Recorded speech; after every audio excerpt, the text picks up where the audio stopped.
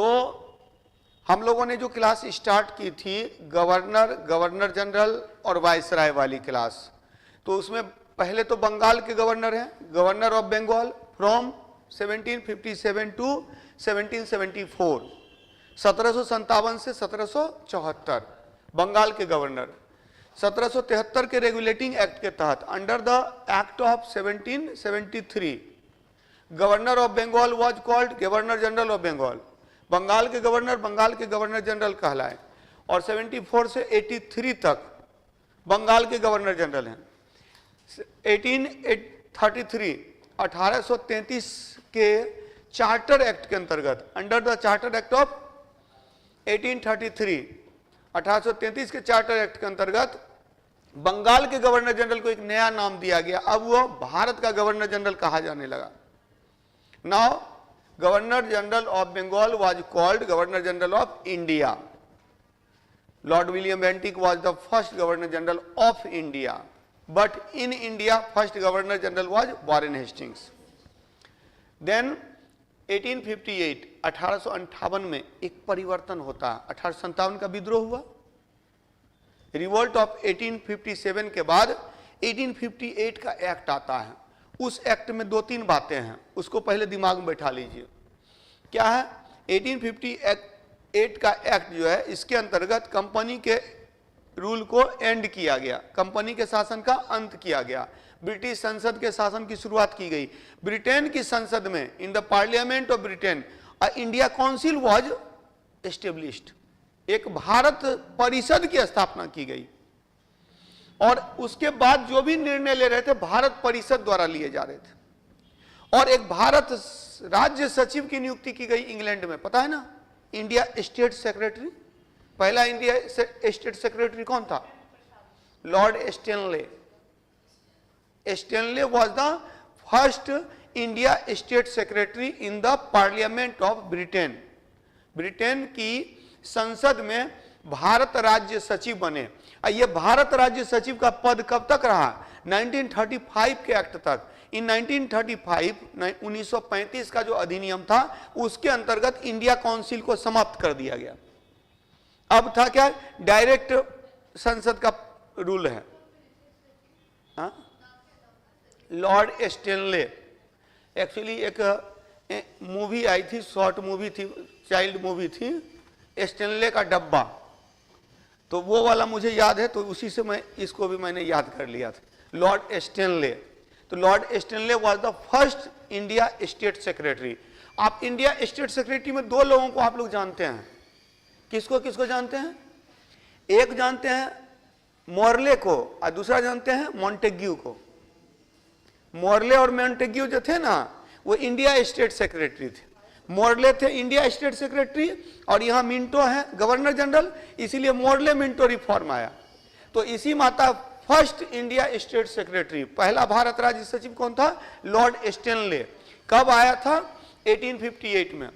तो 1858 के बाद now governor general of India was also called governor general of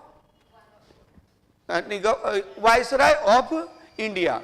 तो भारत का वाइसराय भी कहा जाने लगा गवर्नर जनरल। ये था 1858 का।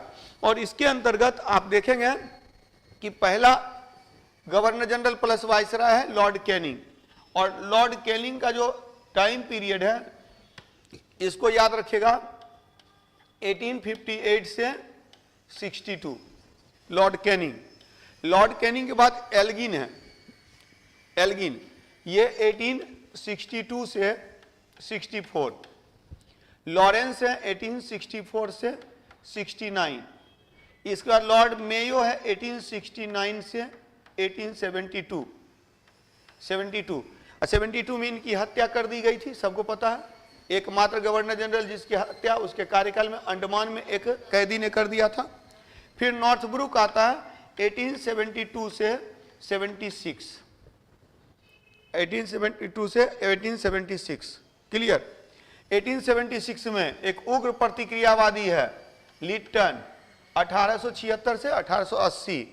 इसके बाद इसने जो नीतियां लाई उससे विरोध की भावना जगी, और तब इसके जगह पर आया रिपन 1880 से 1884। इसने क्या किया, तो रिपन के कार्यों को ठीक करने का प्रयास किया। एक सुधारवादी के रूप में इनको भी जाना जाता है। 1884 से 1888 तक, 1888 तक डफरिन है, कांग्रेस की स्थापना इसी के काल में हुई। 1888 से 1888 से 1892 तक है, 94 तक ना, 94 मतलब कि जो लेंसडाउन का काल है, लेंसडाउन का काल है 94 तक है, 94। और इसके बाद 1894 से 1899 एल्गिन सेकेंड, और तब होता है करजन का गर्जन 1899 से 1905, 1905 में। अच्छा 1905 के बाद ना अभी हम लोग जो हम लोग पढ़ेंगे, today we will study from Lord Canning to Lord Curzon, और लॉर्ड कर्जन के बाद इनके बारे में अलग से नहीं पढ़ना, इसीलिए क्योंकि यहां के बाद हर साल आपके लिए इंपॉर्टेंट है। 1905 में बंगाल का विभाजन हुआ, 1906 में स्वदेशी आंदोलन है, बंगाल विभाजन के बाद साथ ही स्वदेशी आंदोलन शुरू होता है। 1906 में मुस्लिम लीग की स्थापना, 1907 में देखेंगे सूरत का कांग्रेस विभाजन, 1908 में तिलक को जेल भेजा जाता है, 1909 में मोरले मिंटो सुधार आया, 1910 में वो जो भारत आगमन होता है, प्रिंस ऑफ वेल्स का भारत आगमन होता है 1910 में ही। 10 के बाद 1911 में राजधानी परिवर्तन हुआ कलकत्ता से दिल्ली। 12 में क्या किया गया, तो दिल्ली जब आगमन हुआ लॉर्ड हार्डिंग का, तो उसका स्वागत बम से किया गया, हार्डिंग बम कांड। तो 1912 में, 1913 में कामागाटा मारू प्रकरण, 1914 में प्रथम विश्व युद्ध, और उसके बाद 1915 में गांधी जी का भारत आगमन, 1916 में लखनऊ समझौता, 1917 में कांग्रेस का अधिवेशन, कलकत्ता अधिवेशन, जिसमें पहली महिला अध्यक्ष बनती है एनी बेसेंट। 18 में 18 में विश्व युद्ध समाप्त होता है, और 19 में 4 घटनाएं हैं इंपॉर्टेंट है, जालियांवाला बाग हत्याकांड, रॉलेट एक्ट, उसके बाद मॉन्टेग्यू चेम्सफोर्ड सुधार, और साथ ही साथ 1919 में नहीं 1900 खिलाफत आंदोलन, असहयोग आंदोलन 1920 में होता है, 20-22 चलता है। 1921 में 21 में ऐसी कोई खास घटना नहीं है, फिर भी हाँ 22 में क्या हुआ कि वही असहयोग आंदोलन खत्म हुआ, स्वराज आंदोलन चलता है, स्वराज पार्टी की स्थापना 23 में होती है। 24 में गांधी जी कांग्रेस के अध्यक्ष बने पहली बार। 25 में पहली प्रथम भारतीय महिला अध्यक्ष वो 24 में ही है, यानी 25 में कानपुर अधिवेशन में। उसके बाद जो है सो 26 में वैसा कुछ खास नहीं है, फिर भी 27 में है साइमन कमीशन, साइमन कमीशन का भारत आगमन 28 में नेहरू रिपोर्ट, 29 में फिर वो लाहौर अधिवेशन जिसमें पूर्ण स्वराज का नारा दिया गया। 1930 में सभी ने अवज्ञा आंदोलन हो गया। 31 में गांधी इरविन समझौता हुआ, फिर उसके बाद जो है सो गोलमेज सम्मेलन में भाग लेने के लिए गांधी जी गए। 1932 में पूना पैक्ट है, 1932 में 1933 के बाद 34 इंपॉर्टेंट हो जाता है। 1933-34 की जो घटनाएं हैं, 34 में असहयोग सहविनय अवज्ञा आंदोलन बंद होता है, फिर अस्थायी रूप से बीच में स्थगित है लेकिन परमानेंट स्थगित है। 1935 का भारतीय शासन अधिनियम लाया गया। तो सब एक एक करके लिंक्ड है, और 36 से उसके बाद 36 से 47 तक भी हम लोग जाएंगे, तो ईयर वाइज वहां एक एक घटनाक्रम को देख लेना, और वो पार्ट हो जाएगा किसका, वो पार्ट हो जाएगा भारतीय राष्ट्रीय स्वतंत्रता संघर्ष का। तो 85 से लेकर 85 से 1947 में इनके बारे में हम लोग अभी नहीं पढ़ेंगे, वो एक एक घटनाक्रम को साल वाइज करके वो एक तरह से देखा जाए तो सेकेंड लास्ट क्लास होगी जिसमें कि उसको करना है। अभी क्या करेंगे हम लोग, कैनिंग से लेकर के कर्जन तक की कुछ महत्वपूर्ण घटनाओं को देख लेते हैं। फिर मिंटो का जो काल है 1905 से 10 है, फिर हार्डिंग देखिए 1910 से 16 है, चेम्सफोर्ड 1916 से 21 है, रीडिंग 1921 से 25 है, 1925 से 31 जो है इरविन है, 1931 तक। अच्छा उसके बाद फिर ये यहाँ थोड़ा गड़बड़ है, रीडिंग, इरविन, इरविन के बाद है वेलिंगटन, वेलिंगटन के बाद है, हाँ वेलिंगटन ठीक है, वेलिंगटन 31 से 34 है, 1934 से 1943 तक लिथगो है, और 1943 से ये उसके बाद वेवेल है, वेवेल 1943 से 47, और उसके बाद है Mountbatten, Mountbatten, Mountbatten कब है 1947 से 48 है, और इसके बाद सी राजगोपालाचारी, सी राजगोपालाचारी ये कब से कब है 1948 से 1950। 1950 में गवर्नर जनरल पद समाप्त कर दिया गया और गवर्नर जनरल पद को राष्ट्रपति में कन्वर्ट कर दिया गया। तो जैसे ईस्वी सन मुझे याद है, आप लोगों को भी इतना तो करना पड़ेगा, क्या है कि ये जनरल कॉन्सेप्ट है, यहाँ से बहुत क्वेश्चन पूछे जाते हैं, तो थोड़ा सा बार बार देखते रहने से, बार बार देखते रहने से याद हो जाएगा।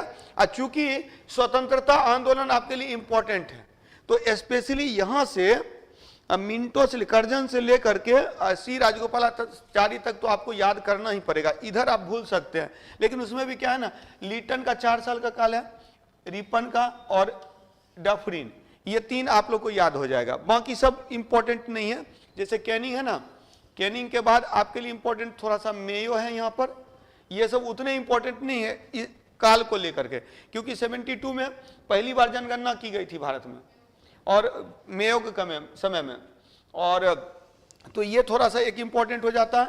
फिर यहाँ पर देखिए जो, हाँ तो जो टाइम पीरियड अगर देखेंगे इसमें कौन कौन सा इंपॉर्टेंट है, तो कैनिंग का काल, मेयो का time period, Lytton, Ripon, Dufferin, इसके बाद यहां से सबका कर्जन से लेकर के और सी राजगोपालाचारी तक, वहां तो सबको याद रखना है, क्योंकि ये याद रखने से फायदा क्या है कि जो घटना घटित हुई वो किसके काल में हुई, एक सिंपल क्वेश्चन दे सकता है।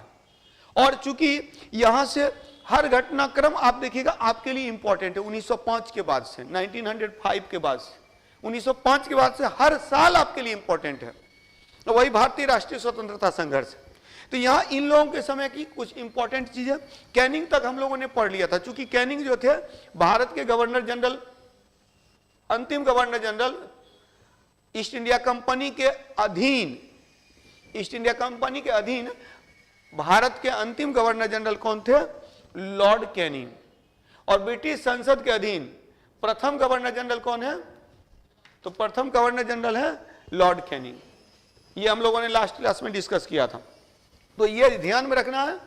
और कुछ नहीं है, देखिए बांट करके जैसे करिएगा ना तो याद हो जाएगा। जैसे कि ये स्ट्रक्चर बना करके मैं करवा रहा हूं, तो मटेरियल में क्या आता है कि डायरेक्ट दिया हुआ है सब काल के हिसाब से, लेकिन इसको मैंने कहा था कि 1757 से पहले याद कर लेना है 1774 तक, 1757 से 1774, फिर याद कर लेना है 1833 तक, फिर 1858 तक, फिर 1935 तक, और फिर 1947 या 50 तक कर लीजिए, उसके बाद 50 तक, काहे कि 50 में जाके गवर्नर जनरल का पोस्ट एंड कर जाता है। और आप लोग को पता है कि डोमिनियन स्टेट का कॉन्सेप्ट पता है ना, डोमिनियन स्टेट किसको बोलते हैं, डोमिनियन स्टेट पता है? भारत को डोमिनियन स्टेट का दर्जा देने की मांग पहली बार गांधी जी ने किया था 1922 में, और 1922 में जब डोमिनियन स्टेट का मतलब है ना, सब कुछ आपका अपना, इकोनॉमी आपकी, एडमिनिस्ट्रेशन आपका, यानी कि पॉलिटिकल और इकोनॉमिक जो राइट्स आपके रहेंगे, लेकिन सुप्रीमेसी रहेगी वो ब्रिटिश। आज भी पता है आपको कि न्यूजीलैंड और ऑस्ट्रेलिया जो है वो लोग डोमिनियन स्टेट की तरह ही वर्क कर रहे हैं, कि ब्रिटेन के महारानी को अपनी महारानी मानते हैं, ब्रिटेन के राजा को अपना राजा मानते हैं।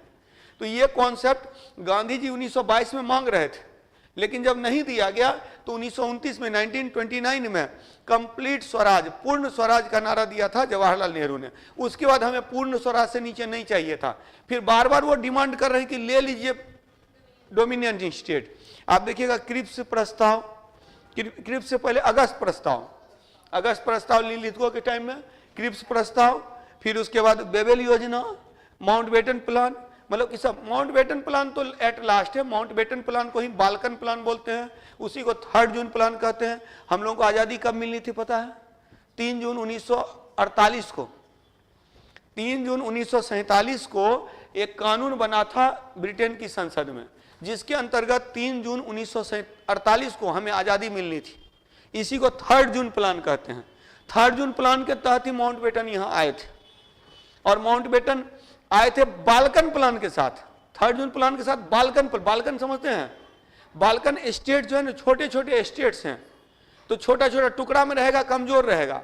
एक कमजोर भारत का निर्माण करने के लिए आए थे माउंटबेटन। लेकिन माउंटबेटन की जो पत्नी थी लेडी माउंटबेटन, वो क्लासमेट निकल गई जवाहरलाल नेहरू की। तो इसका जवाहरलाल नेहरू का प्रभाव लेडी माउंटबेटन पे और लेडी माउंटबेटन का प्रभाव माउंटबेटन पे। तो इससे क्या हो गया कि दोनों ने मिलकर, माउंटबेटन और जवाहरलाल नेहरू ने मिल करके एक मजबूत, किसका, कॉमनवेल्थ का एक मजबूत मेंबर के रूप में भारत का निर्माण करना चाहा। राष्ट्रमंडल पता है ना, कॉमनवेल्थ कंट्री पता है ना, कि ब्रिटेन के अधिकार के हुए सारे क्षेत्र जो ब्रिटेन से अलग होकर के अलग हुए, उनका एक संगठन बनाया गया, वो है कॉमनवेल्थ, वो है राष्ट्रमंडल। उसी को बोलते हैं राष्ट्रकूल। राष्ट्रकूल, राष्ट्रमंडल, कॉमनवेल्थ, सारा टर्म एक ही के लिए यूज हुआ है। These were the colonies of British empire.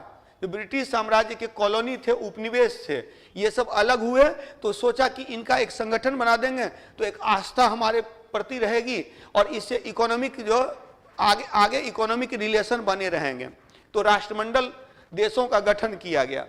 तो इसको ध्यान में रखना है, और यही सब कॉन्सेप्ट है, जो कॉन्सेप्ट आप लोग को जानना है। फैक्ट तो अपने आप धीरे धीरे याद हो जाते हैं, लेकिन मेन एक कॉन्सेप्ट जहां से क्वेश्चन पूछे जाते हैं, यूपीएससी वगैरह में थोड़ा ना डेट वगैरह याद करना है।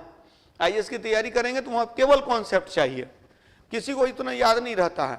हाँ, बीपीएससी के लेवल पर डायरेक्ट क्वेश्चन पूछ देता है, पहली जनगणना कब हुई थी, इस तरह के सवाल बहुत पहले यूपीएससी में पूछे जाते थे। तो अब थोड़ा सा क्या, जो यूपीएससी के फैक्चुअल क्वेश्चन है वो आपके लिए इंपॉर्टेंट हो जाते हैं, पीटी के लिए इंपॉर्टेंट हो जाते हैं। अब भविष्य में हो सकता है कि ये भी खत्म हो जाए, क्योंकि बीपीएससी देखिए कहीं ना कहीं यूपीएससी का अनुसरण कर रही है। इसके जो क्वेश्चन के स्टैंडर्ड है काफी अच्छे हो रहे, अच्छे हमेशा से रहे हैं। और जब मैक्सिमम लोग देखिए वही सफल हो पाते हैं जो यूपीएससी के स्ट्रेटजी पर काम करते हैं। काहे कि पीटी निकाल लीजिएगा, मुख्य परीक्षा के स्तर पर आपकी राइटिंग नहीं रहेगी तो दिक्कत होगी। और मॉडर्न इंडिया में एक कॉन्सेप्ट बड़ा अच्छा है कि मॉडर्न इंडिया, अब देखिए क्वेश्चन का पैटर्न ऐसा चेंज हुआ, पहले था कि रटा रटा मौर्य कला, पाल कला, पटना कलम कर लिए, एक क्वेश्चन आ जाएगा। फिर संथाल विद्रोह, मुंडा विद्रोह, उल गुलान, मतलब कि ये कर लिए, यानी संथाल विद्रोह, मुंडा विद्रोह कर लिए तो एक क्वेश्चन आ जाएगा। कुंवर सिंह कर लिए तो एक क्वेश्चन आ जाएगा। तो इस तरह से क्या होता था ना कि पहले सोच करके तैयारी करते थे और उससे हो जाता था। लेकिन अब क्या पूछ रहा है, भारत में राष्ट्रवाद का विकास। अब पूछ रहा है भारत में जनजातीय आंदोलन, अब पूछ रहा है भारत में कृषक आंदोलन। तो इससे क्वेश्चन आ रहा है। तो अब इसको समझना होगा कि ब्रिटिश रूल आई 1757 में, 1757 में ब्रिटिश शासन की स्थापना हुई बंगाल में। 100 साल का शासन, 1857 में 1857 का रिवोल्ट होता है, और तब इस रिवोल्ट के बाद दोनों को अपने अंदर झांकने की आवश्यकता महसूस हुई, भारतीयों को भी और अंग्रेजों को भी। और तब देखा, अंग्रेजों ने देखा कि भारतीयों की संख्या ज्यादा है, तो उन्होंने क्या किया, भारतीयों की संख्या को कम किया अपने एडमिनिस्ट्रेशन में, अंग्रेजों की संख्या को बढ़ाया। दूसरी बात कि कुछ जो सुधार कार्य किए जा रहे थे उसके कारण विरोध हो रहा था, तो सुधार कार्यों पर अंकुश लगाया, जैसे कि सती प्रथा का अंत या बाकी विधवा पुनर्विवाह, ये सब जो लाया गया, तो इसको हिंदू धर्म के जो धर्मावलंबी थे, जो कट्टर हिंदू थे, वो इसको निगेटिव वे में देख रहे थे कि हमारे धर्म में हस्तक्षेप हो रहा है। तो फिर बोला कि रहने दो, जैसे है वैसे ही रहने दो, इन लोगों को कोई सुधार उधार नहीं करना है। तो ये सब कुछ चेंजेस लाए। भारतीयों को यह सीखने का मौका मिला कि 1857 का विद्रोह दबा दिया गया, तो विद्रोह हम डायरेक्ट लड़ नहीं सकते अंग्रेजों से, तो हमें क्या करना होगा, हमें संगठन बनाना होगा, संगठनात्मक कार्य करना होगा। हालांकि पहला संगठनात्मक कार्य आप देखेंगे 1838-39 में, जब लैंड होल्डर सोसाइटी की स्थापना हुई थी, जमींदारी समाज की स्थापना हुई थी, तो पहला संगठन बोला जाता है। हालांकि भारत में पहला संगठन जो था वो था बंग भाषा प्रकाशन सभा, भारत का पहला जो राजनीतिक संगठन जिसको बोलते हैं बंग भाषा प्रकाशन सभा, और पहला संगठन जिसने अंग्रेजों पर अपना प्रभाव डाला वो था land holder society, land holder society.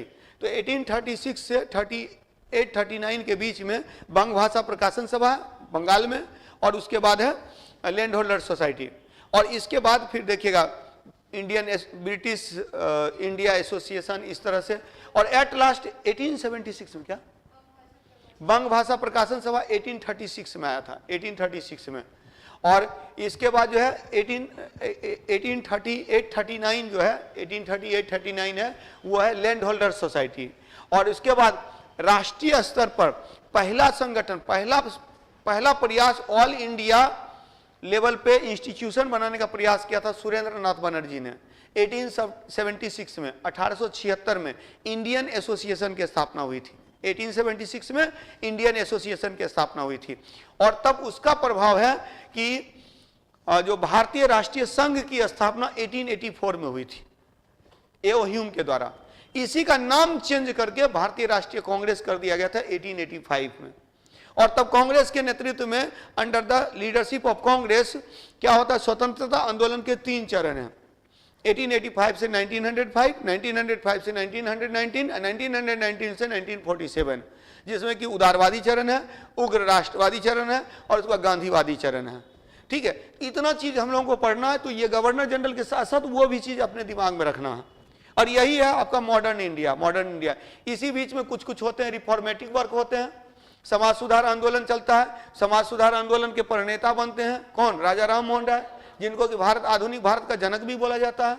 इसी तरह से भारत में प्रेस का विकास होता है, भारत में शिक्षा का विकास, लॉर्ड मैकाले, सबसे पहले 1813 का चार्टर एक्ट जहां 1 लाख रुपया वार्षिक खर्च करने का प्रावधान, 1835 में मैकाले मिनट, फिर वुड्स डिस्पैच 1854 में, फिर हंटर कमीशन 1882 में, उसके बाद आप देखेंगे रेले कमीशन 1902 में, फिर 1917 में सैडलर आयोग, उसके बाद हार्टोग कमीशन जो है 1844 में, और तब राधाकृष्णन आयोग बनता है 1848 में, जिसके अंतर्गत यूजीसी की स्थापना 1948 में। 1948 के बाद 1917 है सैडलर, और उसके बाद जो है सैडलर के बाद हार्टोग है, हार्टोग के बाद जो है तो उसके बाद नहीं सार्जेंट है, हार्टोग है, हार्टोग और सार्जेंट ये 2 बीच में है। तब राधाकृष्णन आयोग होता है, राधाकृष्णन आयोग की सिफारिश पे ही 1956 में यूजीसी की स्थापना की गई थी। तो शिक्षा का विकास, तो हर डेवलपमेंट को यहाँ समझना है। मॉडर्न इंडिया ज्यादा जटिल है, ज्यादा कॉम्प्लेक्स है, इसको लोग बहुत इजी वे में लेते हैं, पढ़ने में मजा आता है। एंशिएंट को लोग समझते हैं कि बड़ा हार्ड है, फैक्चुअल है, तो सही बात है कि वहां पर हार्ड है, लेकिन वहां पर देखिए वहां केवल फैक्ट है, यहाँ कॉन्सेप्ट है। यहाँ का कॉन्सेप्ट आपको मेंस के स्तर पर भी मदद मिलेगी। अगर ये कॉन्सेप्ट क्लियर रहेगा तो लिखना बड़ा आसान होता है। हम लोगों को मिल जाए ना कहीं भी तो लिखिएगा, लिखने में मुझे दिक्कत नहीं होती है। तो पूरा का पूरा जो एक डेवलपमेंट आपने पढ़ा है, इसी को मैं बोलता हूँ ईस्वी सन याद नहीं करना है, नाम याद नहीं करना है। वो इसीलिए मैं कहता हूं कि इतने ईस्वी सन याद हो गए इसी कारण से। ईस्वी सन रटने से काम नहीं चलेगा, ईस्वी सन रटने से काम नहीं चलेगा, डेवलपमेंट को समझने से काम चलेगा। तो एक एक चीज को उसी वे में देखिएगा, अब बार बार चीजें देखने से याद भी हो जाती हैं। तो 1858 से सबसे पहले कौन है, कैनिंग। कैनिंग के बारे में हम लोगों ने देख लिया। अब इसके बाद एल्गिन। तो एक एक करके जो है सबके बारे में लिखते चले जाना है, करते चले जाना है। तो कैनिंग के बाद अच्छा एक और चीज याद रखिएगा, लॉर्ड कैनिंग। तो 1858 आपके लिए थोड़ा इंपॉर्टेंट है। 1858 1858, ठीक है, 1858 1858 याद है ना। 1858 में कुछ महत्वपूर्ण घटनाएं जैसे हैं जिसको कि अपने दिमाग में रखना है। एक तो इंडिया काउंसिल बना था, इंडिया काउंसिल, भारत परिषद, इसको भारत परिषद कहते हैं। भारत के शासन के संचालन हेतु भारत परिषद का गठन किया गया था। दूसरा, इसी समय में दिल्ली दरबार का आयोजन किया गया, दिल्ली दरबार, ठीक है। इसी समय महारानी की घोषणा होती है, महारानी की घोषणा, क्लियर। 3 दिल्ली दरबार आयोजित हुआ था, एक कैनिंग के समय में, एक लिटन के समय में, और लिटन के बाद जो एक है वो हार्डिंग के समय में, हाँ नहीं कर्जन ने हार्डिंग के समय में, हार्डिंग के समय में। तो दिल्ली दरबार, तो यहां देखेंगे अब सबसे ज्यादा आलोचना जो दिल्ली दरबार की होती है वो लिटन के समय की होती है। लिटन के समय में जब अकाल पड़ रहे थे सब जगह, तो वहां देखिएगा प्रीति भोज का आयोजन किया गया, वहां डिनर का आयोजन किया गया, उसमें खूब पैसे पानी की तरह बहाए गए, लोग यहाँ भूखों मर रहे हैं और वहाँ पैसे का मिसयूज हो रहा है। तो महारानी की घोषणा तो 1858 में, और कंपनी के स्थान पर कौन आ गया? कंपनी के स्थान पर संसद, संसद, कंपनी का शासन के स्थान पर संसद का शासन, संसद का शासन। तो 1858 की जो घटना है, तो ये सारी घटना किसके काल की हो जाएगी? कैनिंग के काल की, लॉर्ड कैनिंग। तो कैनिंग के संदर्भ में कुछ बातें याद रखना, हालांकि कैनिंग ने कुछ सुधार भी किए। और इसी के काल में, लॉर्ड कैनिंग के काल में दो चीजें हैं, एक तो 1858 का भारत शासन अधिनियम, भारतीय शासन अधिनियम, भारतीय शासन अधिनियम, और एक और चीज है जो कैनिंग के काल का है, लॉर्ड कैनिंग। लॉर्ड कैनिंग के काल की एक और घटना है, और वो क्या है? तो वो 1861 का भारतीय परिषद अधिनियम, भारतीय परिषद अधिनियम, परिषद अधिनियम, इंडियन काउंसिल एक्ट। अच्छा, एक और चीज याद रखना है, ये जो इंडिया काउंसिल आई ना, इस इंडिया काउंसिल के द्वारा ही,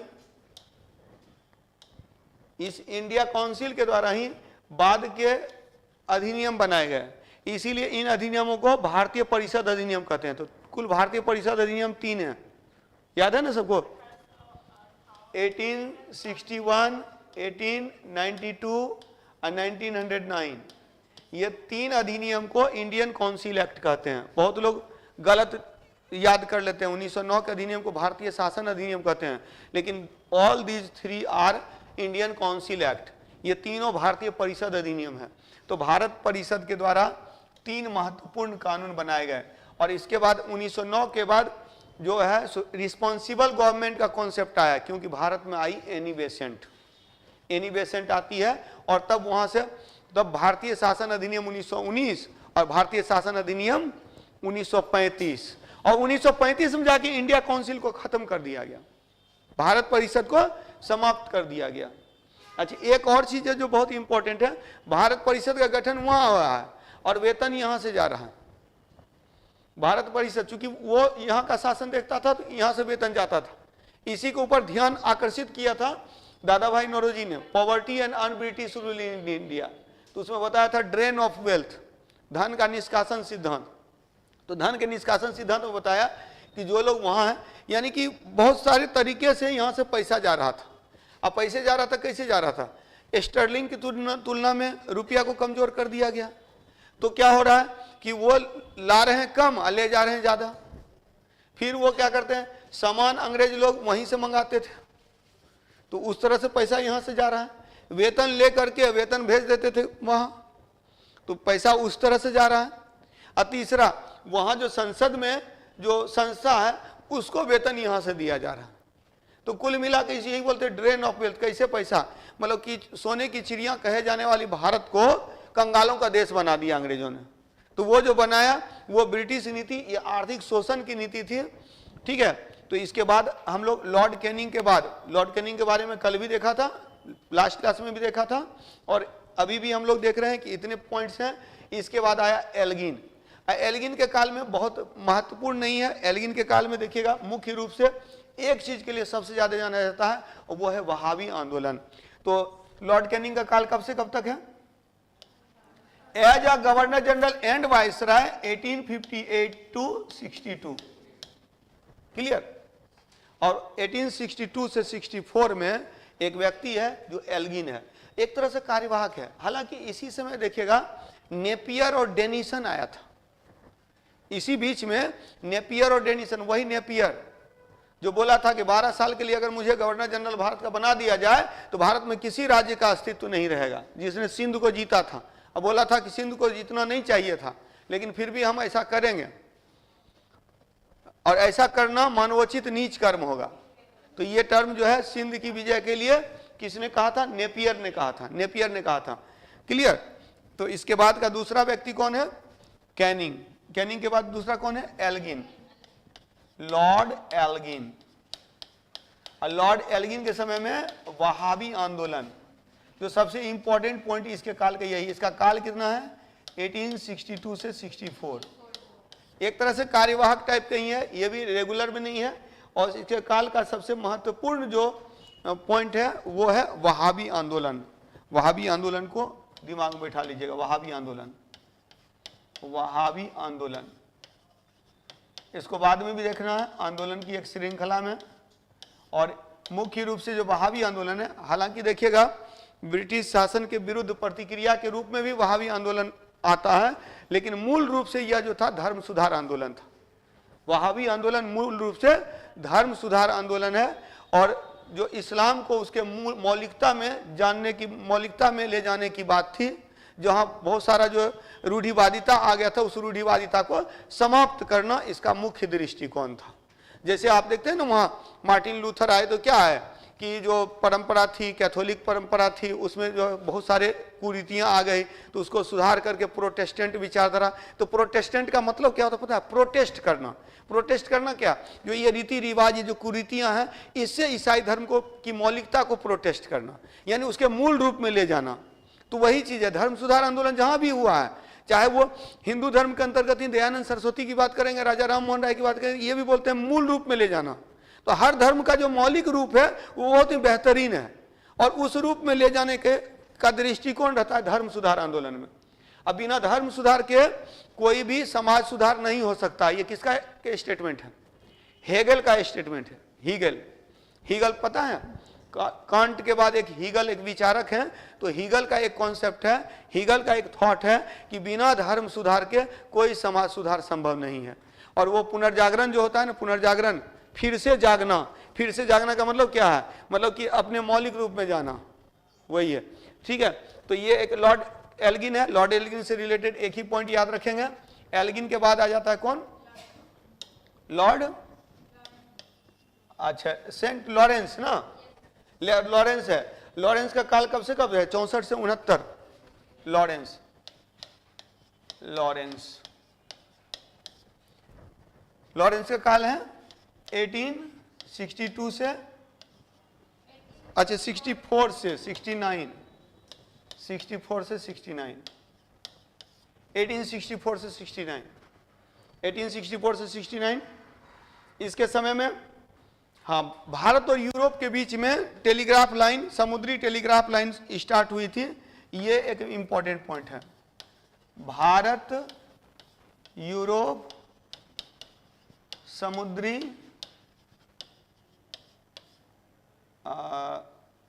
विद्युत तार, विद्युत तार, ये टेलीग्राम सेवा अब डायरेक्ट जो है सो यहाँ से यूरोप के बीच में समुद्री टेलीग्राफ सेवा शुरू हुआ था। इसके समय में हेनरी कैंपबेल के नेतृत्व में, हेनरी कैंपबेल के नेतृत्व में, कैंपबेल आयोग जिसको बोलते हैं, कैंपबेल के नेतृत्व में अकाल आयोग हुआ था। Drought commission, drought commission under the leadership of Henry Campbell, Henry Campbell. तो लॉरेंस के समय में। और एक और पॉइंट है जो ring fence policy, ring fence policy, इसको समझ लीजिएगा। रिंग फेंस पॉलिसी, पॉलिसी बता रहा हूं। रिंग फेंस पॉलिसी यानी कि भारत में दो भारत था। 1858 के बाद दो भारत है, 1858 के बाद दो भारत। कौन कौन? एक ब्रिटिश प्रांत और एक देसी रियासत, पता है ना? 1858, अच्छा 1857 का विद्रोह जो हुआ था, उस विद्रोह को दबाने में अंग्रेजों को मदद मिली थी देसी रियासत के शासकों के द्वारा। इसी वक्त कैनिंग का एक स्टेटमेंट है, यदि ये देसी रियासतें नहीं होती तो 1857 के विद्रोह की आंधी में हम लोग बहा लिए जाते। एक बांध की तरह काम किया था, लाइक अ डैम। किसने? प्रिंस स्टेट्स, देसी रियासत हैं। तो 1858 के बाद दो भारत है। एक भारत वो है जहां अंग्रेज प्रत्यक्ष शासन कर रहे हैं अपने अधिकारियों के माध्यम से, एक भारत यहां है जहां अंग्रेज के प्रतिनिधि हैं यहाँ के राजा महाराजा। राजा महाराजा ने जिन्होंने गुलामी स्वीकार कर ली थी, तो वो कहलाए देसी रियासत, वो कहलाए प्रिंस स्टेट। तो प्रिंस स्टेट के प्रति जो नीति रही वो नीति अलग अलग नीति रही, नीति चेंज होती रही।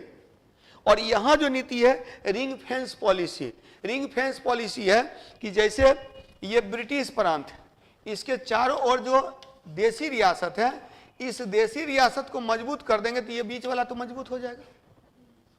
तो यही है रिंग फेंस पॉलिसी, यानी कि उसको एक सुरक्षा घेरा के तहत यूज किया गया, सेफ्टी वाल्व के तरह यूज किया गया, मतलब सुरक्षा घेरा के तरह यूज किया गया। तो रिंग फेंस पॉलिसी लाई गई किसके समय में? लॉरेंस के समय में। हाँ, घेरे की नीति इसी को बोलते हैं, इसी को बोलते हैं घेरे की नीति, इसी को रिंग फेंस पॉलिसी बोलते हैं। तो शुरू में देखिएगा 1858 के पहले, कैनिंग के पहले क्या था कि देसी रियासतों को छोड़ दिया गया था, देसी रियासतों में किसी प्रकार का हस्तक्षेप नहीं कर रहे हैं। लेकिन 1858 के बाद जो जो देसी रियासत मदद किया उसको पुरस्कृत किया गया, और जो है सो विरोध में था उसको दंडित किया गया। तो जो भी मदद किया था उसको मजबूत करके एक सुरक्षा घेरा बना लिया अपने चारों ओर। और यही कारण है कि आप लोग को पता होगा कि जब हमें आज़ादी मिली तो देसी रियासतों की संख्या कितनी थी? 600 प्लस थी। हाँ, 600 प्लस थी आज़ादी के पहले, 47 के पहले। और आज़ादी के बाद इन 600 प्लस में से 542 भारत में शामिल हुआ, बाकी पाकिस्तान चला गया। अब 542 में भी 539 ने स्वेच्छा से स्वीकार कर लिया रहना, 3 को शामिल करने में दिक्कत हुई थी, जूनागढ़, हैदराबाद और जम्मू कश्मीर। तो ये 539 प्लस 3 है, 539 प्लस 3। तो ये याद रखिएगा 600 प्लस देसी रियासतें थी। तो ये इतनी छोटे छोटी देसी रियासतें, तो ये यही उद्देश्य यही था कि उसको जो है एक सांत्वना दे देना कि हम तुम्हारे साथ हैं, तुम हमारे लिए काम करो, बदले में तुम्हारा राजपाट बना रहेगा। और यही कारण है कि उनकी जो निष्ठा थी, उनकी जो भक्ति थी, अब इसको तोड़ने का काम किया था किसने? सरदार वल्लभ भाई पटेल और बीपी मेनन। बीपी मेनन और सरदार वल्लभ भाई पटेल, ये दो लोग थे। इससे पहले आप देखेंगे 1921 में, हाँ 1921 में एक संस्था बनी थी जिसको नरेंद्र मंडल कहते हैं। नरेंद्र मंडल, पता है ना?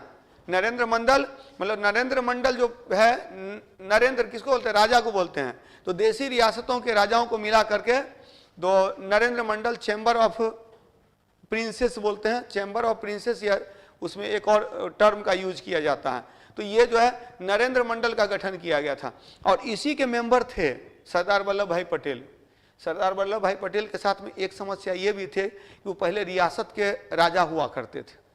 अब राजा को ही राजा बना दिया जाता तो फिर लोकतंत्र कैसे था? अदरवाइज सबसे एलिजिबल पर्सन अगर आज़ादी के समय में थे कोई भारत के प्रधानमंत्री बनने लायक, तो वो सरदार वल्लभ भाई पटेल थे। लेकिन उनके साथ में समस्या यही थी, राज परिवार से जुड़े हुए थे, तो लोकतंत्र की स्थापना करनी थी।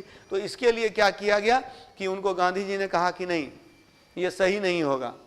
और तब जो है ये जवाहरलाल नेहरू ने अपना सारा कुछ दे दिया, देश को डोनेट कर दिया। और देखो सब कुछ छोड़ दिया, अब तो उसके पास कुछ है नहीं, प्रधानमंत्री बना देते हैं, तो प्रधानमंत्री बना दिया गया। पता है ना कि अपना सारा, और काफ़ी प्रॉपर्टी अर्जित किया था मोतीलाल नेहरू ने बैरिस्टरी करके। उनके पिताजी बहुत अमीर आदमी थे, ठीक है, राजकुमार की तरह तो हमेशा जिए। जब पढ़ते थे ना वहाँ कैम्ब्रिज विश्वविद्यालय में, लंदन में, तो वहाँ पर उनकी जो लाइफ थी एकदम रॉयल लाइफ थी, और बहुत सारी कहानियाँ उस पर हैं। एक बार जो है सो एक कार लेके जा रहे थे, तो क्या हुआ ना कि एक अंग्रेज जो है सो आगे कार लगा दिया, पीछे कार, मतलब इनको बीच में जो है सो ये करके ले गया। तो पता है पिताजी को कि ऐसी ऐसी घटना घटी है। तो बोले कितना गेट है कॉलेज का? तो बोले 7 गेट है। तो ठीक है, 7 में एक एक गाड़ी रहेगा, मतलब किसी को पता भी नहीं चलेगा कहाँ 7 एक साथ रुकेगा, उसके बाद तुम उतरना। तो कुछ इस तरह से समझिए वो रही इसी से। जैसे वहाँ क्या है ना कि हम लोग तो यहाँ प्रणाम करते हैं, अब वहाँ है कि हाथ को चूमना है, मतलब वहाँ जो अंग्रेजी कल्चर है ना उसमें चुंबन का कॉन्सेप्ट है। अब इन्होंने क्या किया, उस कल्चर को मतलब कि शो किया, तो इनको दंडित किया गया कि नहीं भाई आप अपने परंपरा से कीजिए, जो भारतीय परंपरा है। फाइन किया गया इनको, पिताजी को बताया, पिताजी बोले डेली फाइन भरो, ठीक है। तो इस तरह की स्थिति थी जवाहरलाल नेहरू की, ठीक है। तो बहुत रईसी से जिए थे।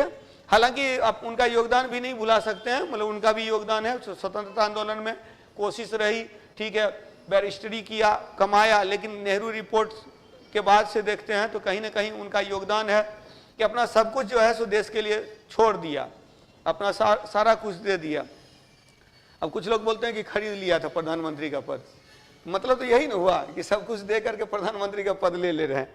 चलिए, तो यहाँ पर देखेंगे कि लॉरेंस के बाद कौन है, मेयो। अब मेयो से रिलेटेड 2-3 पॉइंट है जो आप लोग के काम का है। मेयो, लॉर्ड मेयो,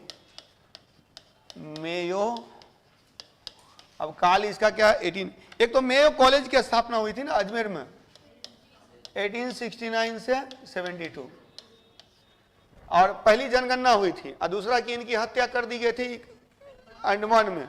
तो 3 महत्वपूर्ण पॉइंट, एक तो अजमेर में मेयो कॉलेज की स्थापना, फिर 1872 में कृषि, पहला तो लिखिएगा अजमेर में मेयो कॉलेज, अजमेर में मेयो कॉलेज की स्थापना,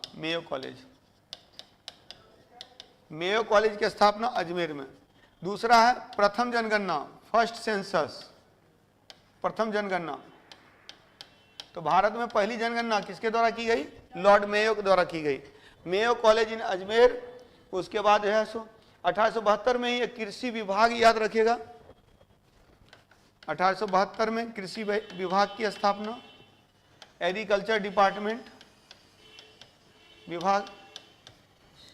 और एक और चीज के लिए इनका जाना जाता है, वित्त का विकेंद्रीकरण, निचले स्तर पर फिनांस का पावर दिया गया, तो वित्त का विकेंद्रीकरण, डिसेंट्रलाइजेशन ऑफ फिनांस, वित्त का विकेंद्रीकरण। और फिर है अंडमान में एक कैदी द्वारा हत्या, अंडमान में हत्या। ऐसे मृत्यु तो कार्यकाल के दौरान किसकी हुई, कॉर्नवालिस की मृत्यु हुई थी। हाँ, तो गाजीपुर में तो एक कॉर्नवालिस की मृत्यु हुई थी उसके कार्यकाल के दौरान। और ऐसे देखिएगा लोग, कई लोग हैं जो कार्यकाल के दौरान जिनकी डेथ होती है। और एक व्यक्ति, अच्छा वारेन हेस्टिंग्स के बारे में, वारेन हेस्टिंग्स पहला गवर्नर जनरल था ना भारत में, बड़ा ईमानदारी से काम किया वो यहाँ, लेकिन पता है उसका फल बहुत बुरा हुआ उसके साथ। एक्चुअली जो बताया था मैंने, गवर्नर जनरल की परिषद होती थी, उसमें 4 मेंबर रहते थे, डिसीजन बहुमत से लेना था, 3 लोग एक साथ हो जाते थे, गवर्नर जनरल कुछ कर नहीं पाता था। तो इसके कारण से क्या होता था, उनको बड़ी परेशानी होती थी। और उल्टे इतना निष्ठा से काम किया, और जब वो वहां गया तो उसके ऊपर मुकदमा चलाया गया। और पता है कि एट लास्ट, हालांकि अलग बात है मुकदमा में वो जीत गया, कोई एविडेंस उस तरह का था नहीं कि उसने देशद्रोह का कार्य किया, उसने तो ब्रिटिश शासन को मजबूत ही किया था। लेकिन इससे बाद में बहुत वो आहत हो गया था, और बोला जाता है कि बाद में सुसाइड कर लिया था वारेन हेस्टिंग्स ने। क्लियर। तो देखेंगे लॉर्ड मेयो का काल कब से कब है, 1869 से 72। इसके बाद का जो लोग हैं वो काफी महत्वपूर्ण है। स्पेशली देखिएगा लिटन, रिपन, डफरिन, वो तीनों को तो एकदम अच्छे से दिमाग में बैठा लीजिए, तीनों का टाइम पीरियड भी 1876 से 80 से 84 से 88, इस बीच में 72 से 76 के बीच में नॉर्थ ब्रुक आता है, नॉर्थ ब्रुक। तो 1858 से 62 लॉर्ड कैनिंग, 62 से 64, 58 to 62 कैनिंग, 62 से 64 एल्गिन, 64 से 69 लॉरेंस, 69 से 72 मेयो, और 72 से 76 नॉर्थ ब्रुक। क्लियर। तो इसके बाद है लॉर्ड नॉर्थ ब्रुक। तो नॉर्थ ब्रुक का काल कितना है, 1872 से, हाँ 72 से 76, 78 नहीं, 76 तक है। और इसके काल में कुका विद्रोह हुआ, बिहार में अकाल पड़ा, और स्वेज नहर खुल गया। तो इसमें याद रखिएगा पंजाब में कुका कूका विद्रोह पंजाब में, पंजाब में, जैसे असम में अहोम विद्रोह है, पंजाब में कूका विद्रोह है, कूका विद्रोह पंजाब में।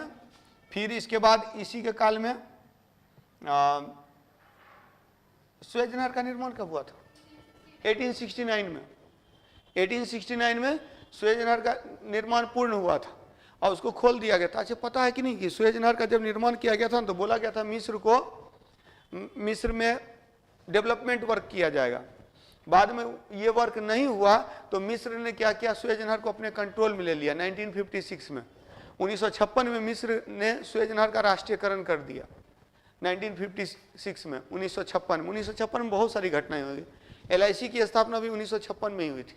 1956 में UGC की स्थापना हुई थी, ONGC की स्थापना 1956 में हुई थी। इस सबसे डायरेक्ट क्वेश्चन पूछता है 1956।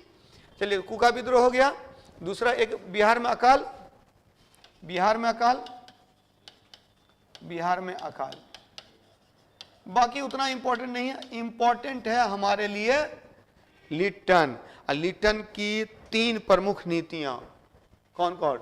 Vernacular press act, vernacular press act, Indian arms act, ठीक है, इंडियन आर्म्स एक्ट, और क्या है लिट्टन से related?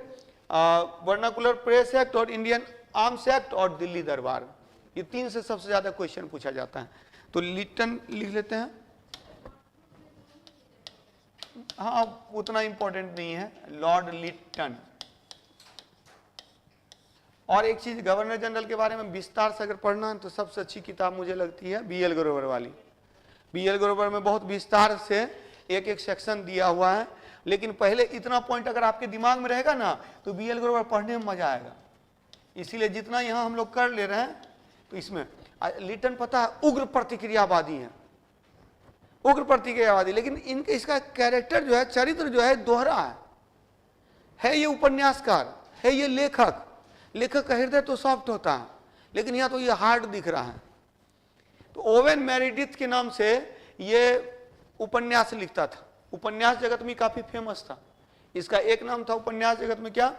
Oven Meredith, Owen Meredith, Owen Meredith, Owen Meredith के नाम से यह प्रसिद्ध था जो लिटरेचर वर्ल्ड में, साहित्य जगत में, ठीक है। इसके काल की 3 महत्वपूर्ण घटना, एक तो वर्नाकुलर प्रेस एक्ट,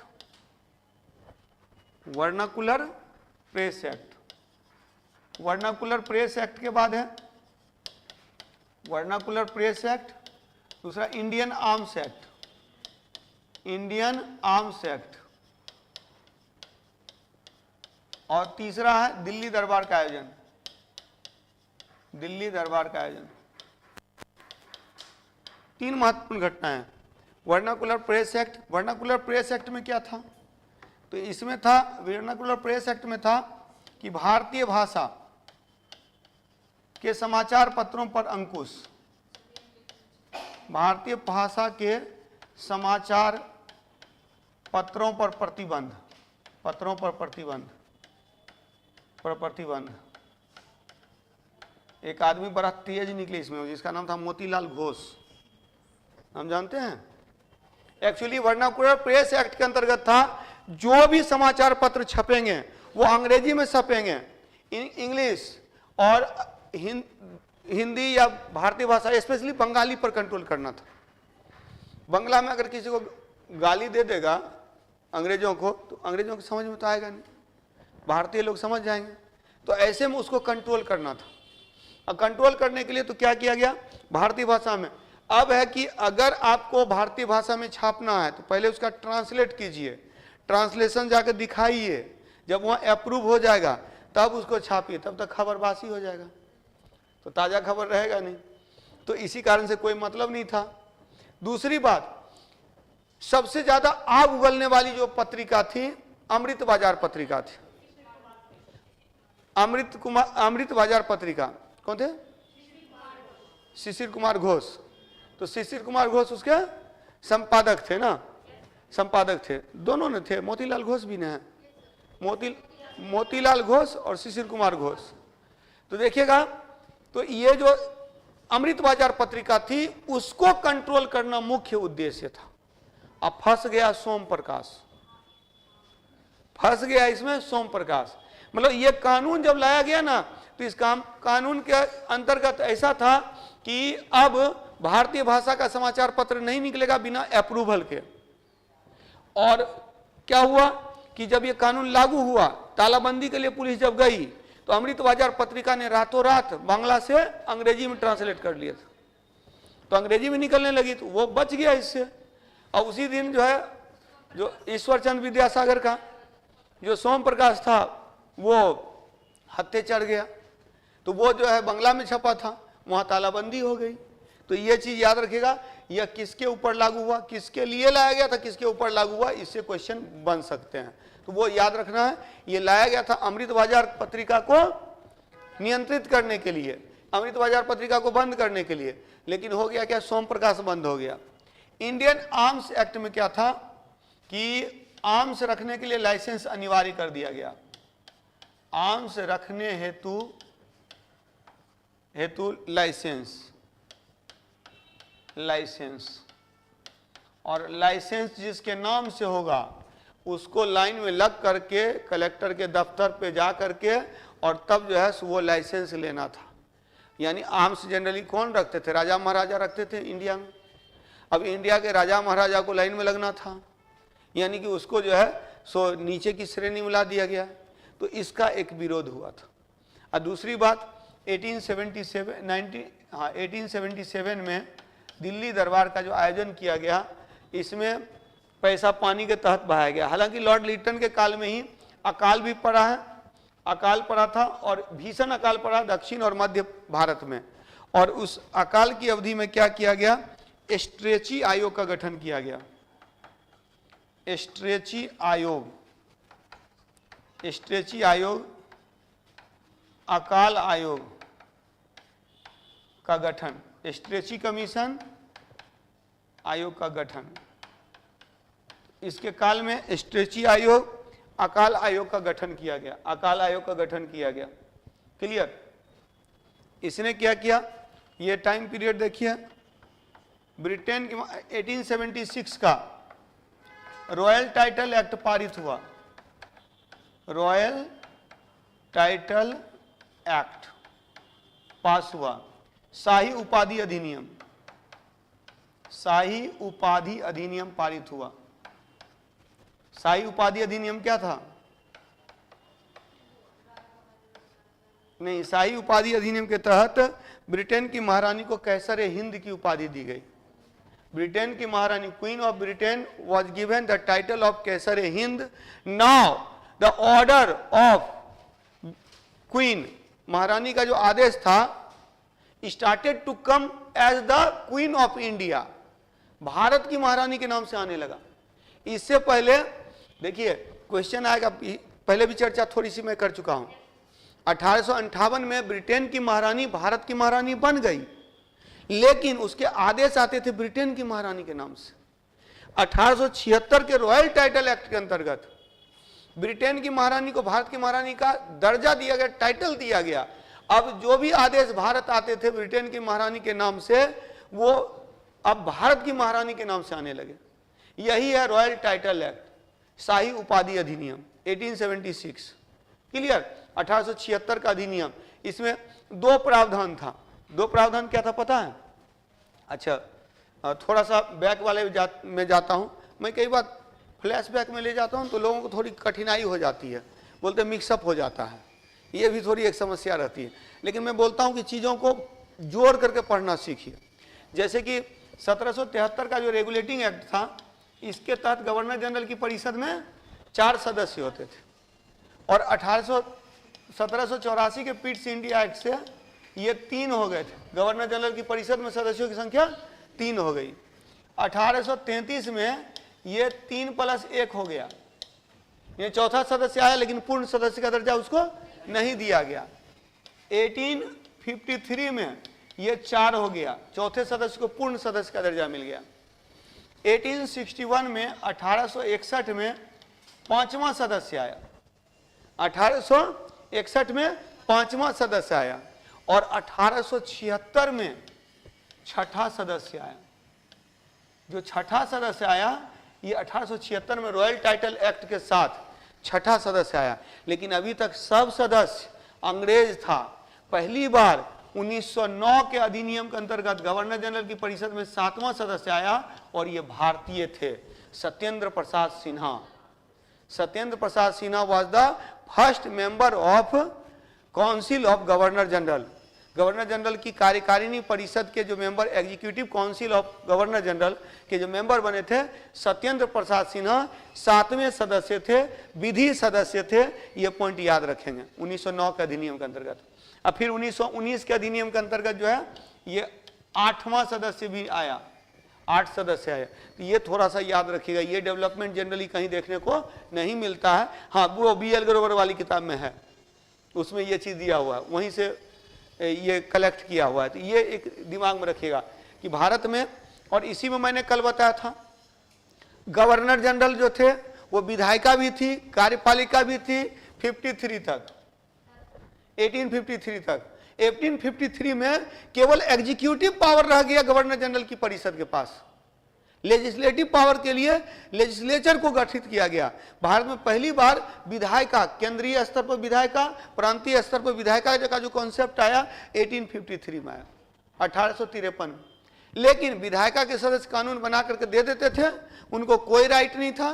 पहली बार उनको प्रश्न पूछने का अधिकार मिला 1892 में। 1892 का जो अधिनियम था ना, 1892 के अधिनियम के अंतर्गत गवर्नर जनरल की परिषद के विधायिका के सदस्यों को गवर्नर जनरल से प्रश्न पूछने का अधिकार और बजट पर बहस करने का अधिकार मिला। लेकिन एक बार पूछ लिया तो पूछ लिया, दोबारा मत पूछना। मतलब ये कि प्रश्न पूछ सकते हैं लेकिन पूरक प्रश्न नहीं पूछ सकते हैं। दूसरी बात, बजट पर बहस कर सकते हैं, बजट तैयार करता था तो बजट पे बहस कर सकते हैं, लेकिन बजट पर वोट देने का मत नहीं था। 1909 में ये दोनों पावर मिला, एक तो पूरक प्रश्न पूछने का अधिकार और दूसरा बजट पर मत देने का अधिकार। तो विधायिका का गठन कब हुआ? 1853 में। विधायिका के सदस्य को प्रश्न पूछने का अधिकार और बजट पर बहस करने का अधिकार 1892 में, और विधायिका के सदस्य को पूरक प्रश्न पूछने का अधिकार और बजट पर मत देने का अधिकार 1909 में। ये सब कुछ पॉइंट दिमाग में रखिएगा। क्लियर? तो आगे किया जाए। लॉर्ड लिटन के बाद लिटन ने जो जो काम किया इससे काफी विरोध हुआ। लिटन ने जो जो काम किया उससे काफी विरोध हुआ, और तब लिटन की नीतियों को बैलेंस करने के लिए रिपन को भेजा गया। रिपन को, तो लॉर्ड रिपन है। तो लिटन का काल कब से कब तक है? ये 1876 से 1880, 1880, 80 से 84। ये तो 4-4 साल का है, तीनों का याद रखेंगे। लिटन 76 से 80, रिपन 80 से 84, और उसके बाद डफरिन 84 से 88। क्लियर? फिर 88 से 94 तक है लैंसडाउन, 94 से 99 तक है एल्गिन द्वितीय, एल्गिन सेकेंड, और 1899 से 1905 तक है कर्जन, कर्जन।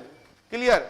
और कर्जन के बाद तब फिर Minto, Hardinge, Chelmsford, Reading, Irwin, Willingdon, Linlithgow, Wavell, Mountbatten, Rajagopalachari. बार बार देखते रहेंगे ना, याद हो जाता है, ज्यादा दिक्कत नहीं है। फैक्ट सब में यही चीज है, बार बार देखने की जरूरत है। और उठते बैठते जो है ना, सो आपके दिमाग में सिर्फ एग्जाम एग्जाम एग्जाम चलना चाहिए, तभी जाकर के। लोग बोलते हैं कि कैसे याद होता है। मैंने आप लोगों को बताया भी था कि राजबापना के टिप्स है, वो विज्ञान प्रगति में देता है कि किसी भी चीज को कैसे याद करते हैं। याद करने का तरीका बार बार पढ़िए, वो अंदर के मस्तिष्क में लेके चले जाइए। अब मेरे साथ यही हुआ है, कुछ चीजें अंदर के मस्तिष्क। इसके बावजूद है जिन चीजों को ज्यादा मैंने नहीं पढ़ा, जैसे कि कुछ चीजें हैं कि लिखा देता था, जैसे फैक्ट है तो फैक्ट लिखा देता था बीच बीच में जो है इन सब चीजों को।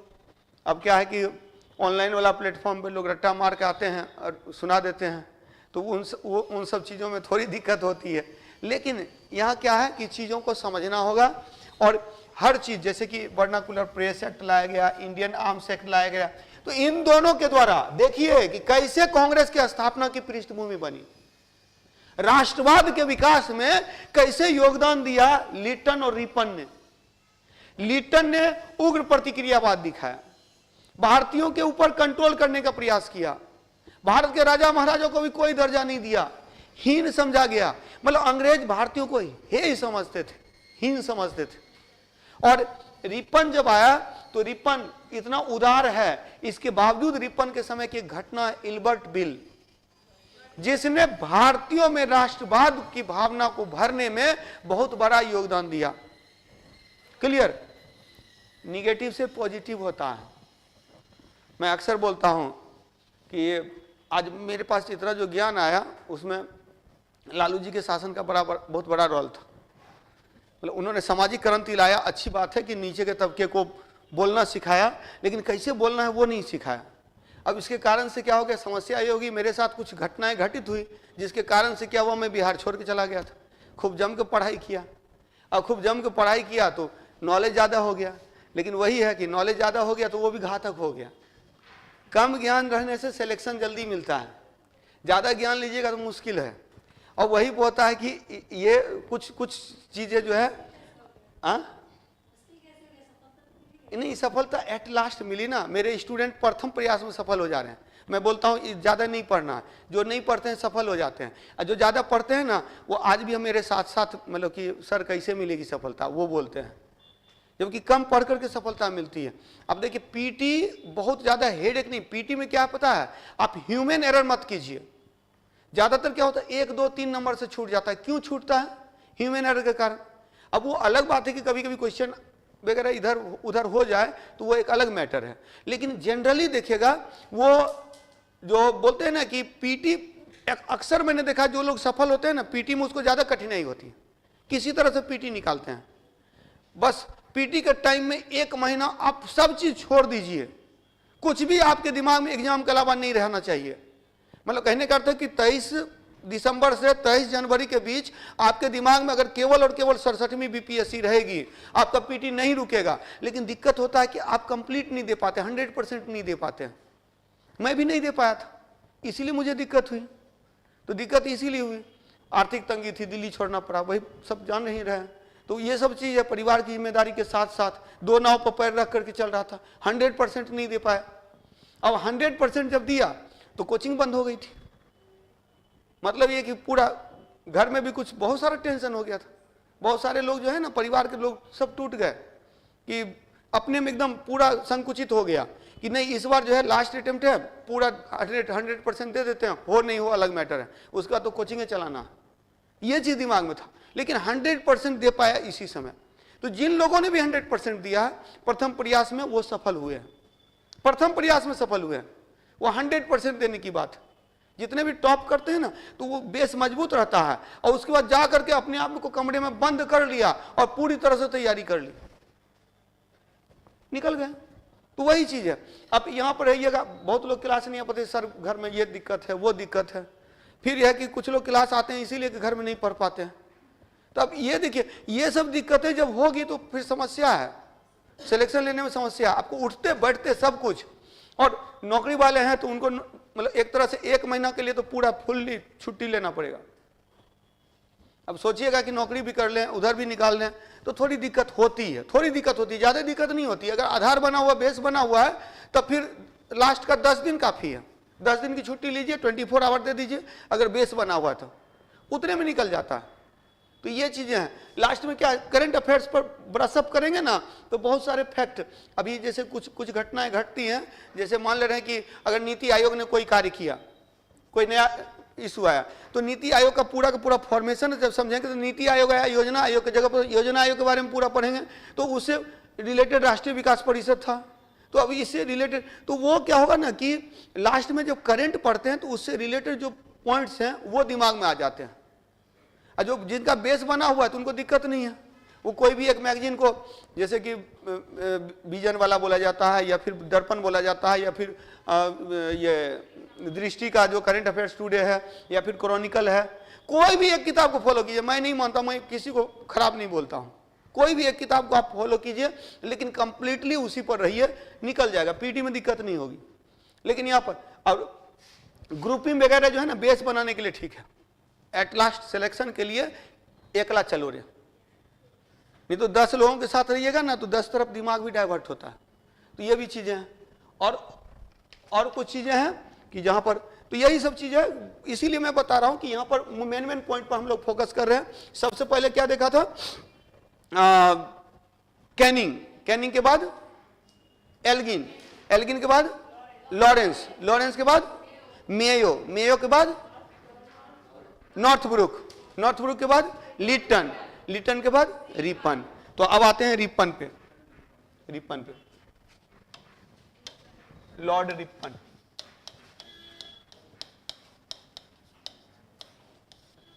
रिपन का कार्यकाल कितना है, 1880 से 84, 80 से 84, क्लियर। और रिपन ने क्या किया, जो वर्नाकुलर प्रेस एक्ट था उसको हटा दिया, समाप्त कर दिया, यानी कि कुल मिलाकर क्या हुआ, समाचार पत्र को मुक्त कर दिया। तो समाचार पत्र के मुक्तिदाता के रूप में मेटकॉफ के बाद ये भी जाने जाते हैं, समाचार पत्रों के मुक्तिदाता के रूप में ये भी जाने जाते हैं। तो वर्नाकुलर प्रेस एक्ट समाप्त, वर्नाकुलर प्रेस एक्ट समाप्त। और एक चीज याद रखेंगे कि इल्बर्ट बिल विवाद इसके समय में है। इल्बर्ट बिल विवाद क्या है बता रहा हूं, ठीक है। अब बाकी जितने भी रिफॉर्म इसके समय में, कई रिफॉर्म किए गए रिपन में। अच्छा, कुछ पॉइंट्स जो है जो आप लोग रट्टा मारते हैं, 1881 का, 1881 में प्रथम फैक्ट्री एक्ट, पहला कारखाना अधिनियम, और क्या है, पहली 10 वर्षीय जनगणना, प्रथम 10 वर्षीय जनगणना, 10 वर्षीय जनगणना, क्लियर। तो मुख्य रूप से ये 3 भाग में बांट के देखेंगे। इसके बारे में 2 और स्टेटमेंट याद रखेंगे। इसके बारे में सरोजिनी नायडू ने कहा था, फ्लोरेंस नाइटिंगेल ने कहा था। फ्लोरेंस नाइटिंगेल पहली नर्स मानी जाती है। फ्लोरेंस नाइटिंगेल ने इनके लिए कहा था कि भारत के उद्धारक कहा था। हालांकि कुछ अंग्रेज लोग हैं जो कि इनके संदर्भ में बोलते हैं कि इन्होंने भारत को खोने का रास्ता खोल दिया। भारत को खोने का रास्ता किसने खोल दिया था, रिपन ने खोल दिया था। तो इनके संदर्भ में कुछ स्टेटमेंट दिया जाता है, लेकिन मुख्य रूप से फ्लोरेंस नाइटिंगेल का जो कथन है वो बहुत ही इंपॉर्टेंट है। और इसी के काल में 1882 में 1882 में हंटर कमीशन का गठन किया गया। हंटर कमीशन, हाँ हंटर आयोग, वही कमीशन का हिंदी आयोग होता है। हंटर कमीशन, शिक्षा आयोग। एक देखिए वुड्स डिस्पैच आया था 1854 में, 1854 में वुड्स डिस्पैच, जिसको कि भारतीयों के शिक्षा का मैग्ना कार्टा कहा जाता है। भारतीयों की शिक्षा का मैग्ना कार्टा कहा जाता है वुड्स डिस्पैच को। हंटर कमीशन आया का गठन किया गया। वो शिक्षा का विकास पढ़ेंगे ना तो सबके बारे में विस्तार से पढ़ेंगे। शिक्षा का विकास, एजुकेशन का विकास, वो 2-3 विकास है जिसको कि एक दिन में वो खत्म हो जाएगा। आज का जो सेक्शन हम लोग लेके चल रहे हैं, तो इसके बाद मुझे लग रहा है कि मतलब एक से 2 क्लास होगी, खत्म हो जाएगा सारा सेक्शन। तो एक लंबी क्लास ले लूँगा, उस दिन केवल मेरी क्लास रहेगी। तो शिक्षा का विकास, फिर प्रेस का विकास, फिर उसमें आंदोलन, फिर तो ये सारा जो है करवा दूंगा। उससे पहले एक बार मटेरियल है, ये आप लोग पढ़ लीजिएगा, या जो भी नोट्स जिसके पास भी है, जो ऑनलाइन पढ़ने वाले भी हैं, तो जो भी किताब से पढ़ते हैं एक बार पढ़ लेंगे तो वहाँ पर जो चीज़ें हैं वो स्पष्ट रहेंगी। तो यहाँ पर क्या है कि लास्ट टाइम में ये सब मेमोराइज करने की चीज़ है। ये हंटर कमीशन, शिक्षा आयोग किसके समय में, रिपन के समय में, वर्नाकुलर प्रेस एक्ट समाप्त। इसीलिए इसको क्या कहा जाता है, समाचार पत्रों का मुक्तिदाता इसको भी बोला जाता है, समाचार पत्रों का मुक्तिदाता। ऐसे समाचार पत्रों के मुक्तिदाता के रूप में मेनली जाना जाता है किनको, मेटकॉफ को। लेकिन मेटकॉफ ऑप्शन में नहीं था और ये तो ऑप्शन में था, क्वेश्चन पूछा हुआ है, तो इसीलिए वहां पर रिपन हो गया। बीपीएससी में यहाँ ई ऑप्शन हो सकता है, जब दोनों दे दे कि किसे समाचार पत्रों के मुक्तिदाता के रूप में जाना जाता है, तो मेटकॉफ और रिपन दोनों हो जाएगा, तो वहां पर ई हो जाएगा, क्लियर। और उसके बाद एक और चीज अभी मैंने बताया था, फ्लोरेंस नाइटिंगेल पता है ना, पहली नर्स माना जाता है नाइटिंगेल। हाँ, इसने कहा था भारत का उद्धारक, रिफॉर्मर ऑफ इंडिया, भारत का उद्धारक, called him the reformer of India, Bharat का उद्धारक कहा था। रिपन को कहा था। इल्बर्ट बिल थोड़ा समझ लीजिए, इल्बर्ट बिल विवाद क्या है। पहली बार सारे अंग्रेज एक हो गए और इससे हम लोगों को प्रेरणा मिली कि हम लोग को भी एक होना होगा। पता है इल्बर्ट बिल विवाद? इल्बर्ट व्यक्ति थे जिसने एक बिल लाया और उस बिल में यह प्रावधान था।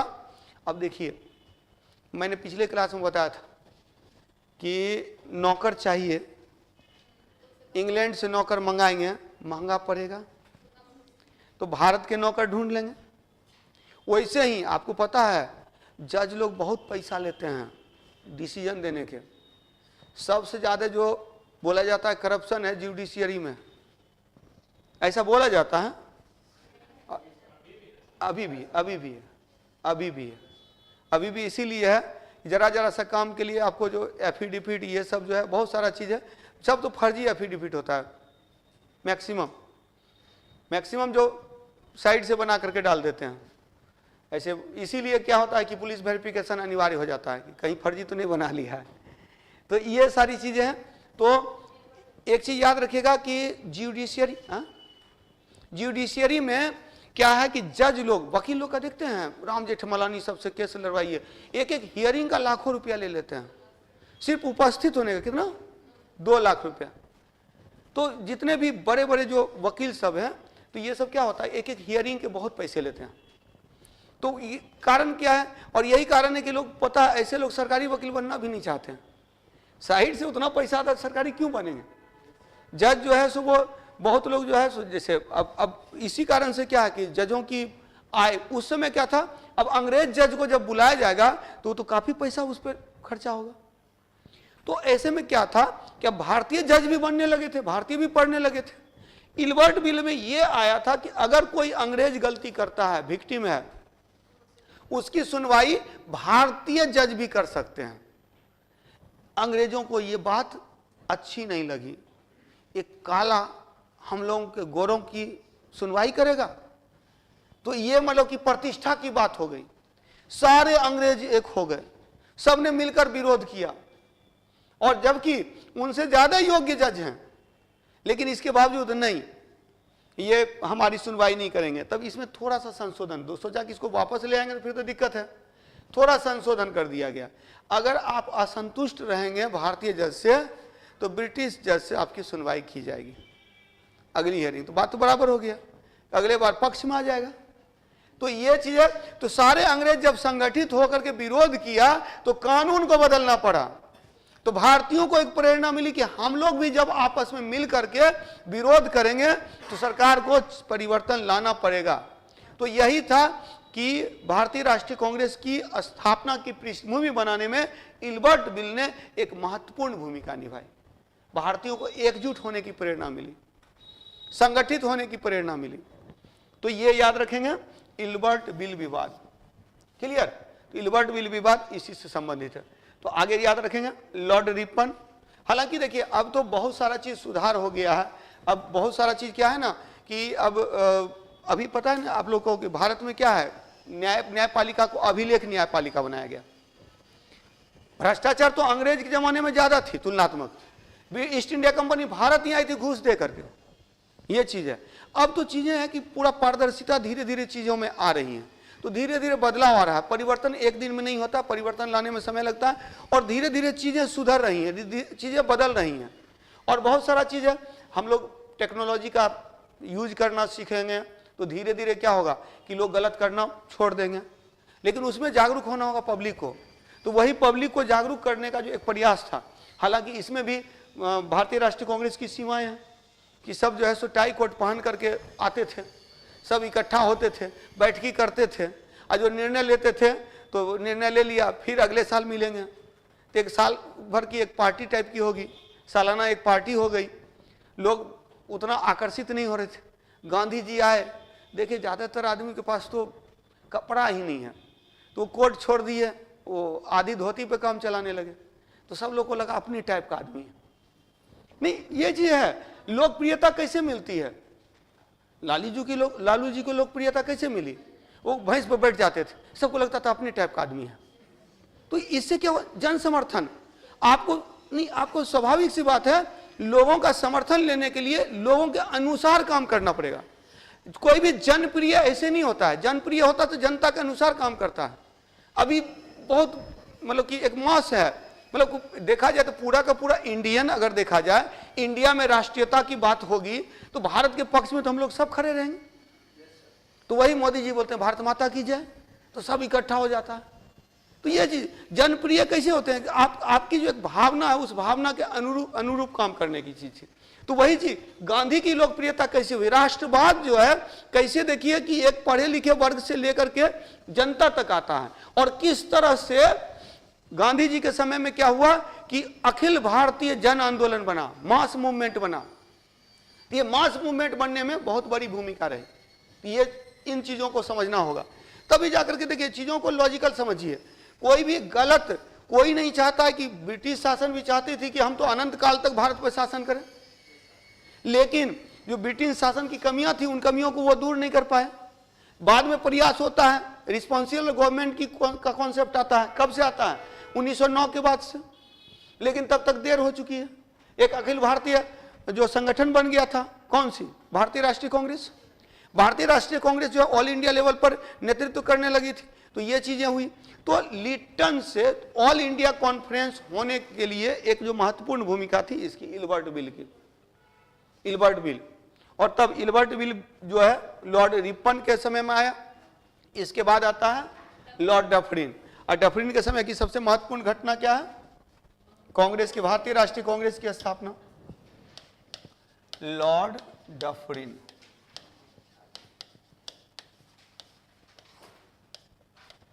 (1884 से 1888), 1884 से 1888, 1884 से 1888। ठीक है। भारतीय राष्ट्रीय कांग्रेस की स्थापना बंगाल में काश्तकारी कानून, मतलब टेनेंसी एक्ट, बंगाल, अवध, पंजाब और थर्ड एंग्लो बर्मा वॉर। तो इससे रिलेटेड 3 पॉइंट आप लोग के लिए महत्वपूर्ण है, 3 बिंदु। एक तो हो गया भारतीय राष्ट्रीय कांग्रेस की स्थापना, भारतीय राष्ट्रीय कांग्रेस की स्थापना, कांग्रेस की स्थापना। ठीक है। इसके बाद है टेनेंसी एक्ट, टेनेंसी एक्ट। और इसके बाद है आंग्ल बर्मा युद्ध। ये मैं पहले भी चर्चा कर चुका हूं, याद है कि ब्रिटिश शासन का अंतिम विस्तार कब हुआ था, डफरिन के काल में। आंग्ल बर्मा युद्ध कब, 1885, 1885। और टेनेंसी एक्ट में 3 है, Bengal, Awadh, Punjab. Bengal, Bengal tenancy act, Awadh tenancy act, Punjab tenancy act. Tenancy मतलब क्या होता है, काश्तकारी। काश्तकार समझते हैं, किसान को बोलते हैं जो अपनी जमीन पर खेती करता है, अपनी जमीन पर, तो उसको क्या कहते हैं, काश्तकार कहते हैं। यानी जमीन का मालिकाना किसको होगा, जमीन का मालिकाना। आप लोग को पता है पहले जमींदारी व्यवस्था थी, तो जमींदारी व्यवस्था के बाद जो है उसमें कुछ कुछ रिफॉर्म किए गए और उसी के अंतर्गत है कि जमीन के मालिकाना को लेकर के समय समय पर कानून बने। Bengal tenancy act, Awadh tenancy act, Punjab tenancy act इसी के कड़ी के रूप में है। याद रखना, भारतीय राष्ट्रीय कांग्रेस की स्थापना हुई थी, तो ये तो हम लोग को एक सेक्शन ही पढ़ना है, भारतीय राष्ट्रीय स्वतंत्रता आंदोलन, जिसमें कांग्रेस की स्थापना से लेकर के पूरा। अब देखिएगा, पहला अधिवेशन हुआ था बंबई में, दूसरा कलकत्ता में, तीसरा मद्रास में, चौथा इलाहाबाद में, 5वां फिर बंबई में, 6ठा फिर कलकत्ता में, 7वां नागपुर में, 8वां इलाहाबाद में, उसके बाद लाहौर में, उसके बाद मद्रास में, उसके बाद पुणे में, उसके बाद कराची में, ठीक है, उसके बाद अहमदाबाद में, उसके बाद मद्रास में, उसके बाद लखनऊ में, फिर लाहौर में। 1885 से लेकर 1900 तक एक्चुअली वो एक ट्रिक दिमाग में चलता है, उसके तहत मैं बता देता हूँ, ठीक है। तो वो है बकमई बकनाई लामपुक अमलला, तो वो बाद में बताऊंगा, जब कांग्रेस की स्थापना बताऊंगा ना तो उसमें है। तो उसमें जो है क्योंकि चूंकि क्या है ना कि 1885 से 1900 तक और मेन जो अधिवेशन है जहाँ से क्वेश्चंस बनते हैं उसको हम लोग करेंगे। तो भारतीय राष्ट्रीय स्वतंत्रता आंदोलन जो है वो एक सबसे महत्वपूर्ण सेक्शन आप लोगों का है। बाकी जो चीज़ें हैं तो एक वो क्लास हो जाएगी और दूसरी क्लास जो हो जाएगी वो डेवलपमेंट वाला कि कौन कौन सा डेवलपमेंट है। तो 2 क्लास हम लोग और करेंगे और इसको खत्म करेंगे। चलिए, तो लॉर्ड डफरिन का हो गया, लॉर्ड डफरिन से रिलेटेड। और एक चीज याद रखिएगा, भारतीय ब्रिटिश साम्राज्य का अंतिम विस्तार कब हुआ? 1885 में, जब बर्मा को भारत में मिला लिया गया। तो बर्मा जो है लास्ट रीजन था जिसको भारत में मिलाया गया था, बर्मा। इसके बाद जो है लैंसडाउन, लैंसडाउन कब से है? 1883 से 1894 ना, और 94 से फिर 99 तक एल्गिन है। और इस समय एक व्यक्ति उभर कर आते हैं सामने जिसका नाम है बाल गंगाधर तिलक। उन्होंने गणपति महोत्सव मनाया, उन्होंने शिवाजी जन्मोत्सव मनाया। अच्छा, इसमें अक्सर दिक्कत होता है, पहले कौन था? पहले गणपति था कि शिवाजी जन्मोत्सव था? अरे पूजा पाठ करते तो सबसे पहले गणेश जी की पूजा करते हैं, तो गणपति पहले हो जाएगा, उसके बाद शिवाजी जन्मोत्सव, ठीक है। तो वो ऐसे याद रखेंगे। तो हालांकि इसी को देखिए, वो गणपति उत्सव शिवाजी जन्मोत्सव के अंतर्गत वो कह रहे थे क्या कि उत्सव मना करके लोगों को इकट्ठा कर रहे थे। अंग्रेजों ने बोला देखो हिंदू संगठन में मतलब हिंदुओं को इकट्ठा किया जा रहा है, जबकि ऐसा कुछ नहीं था।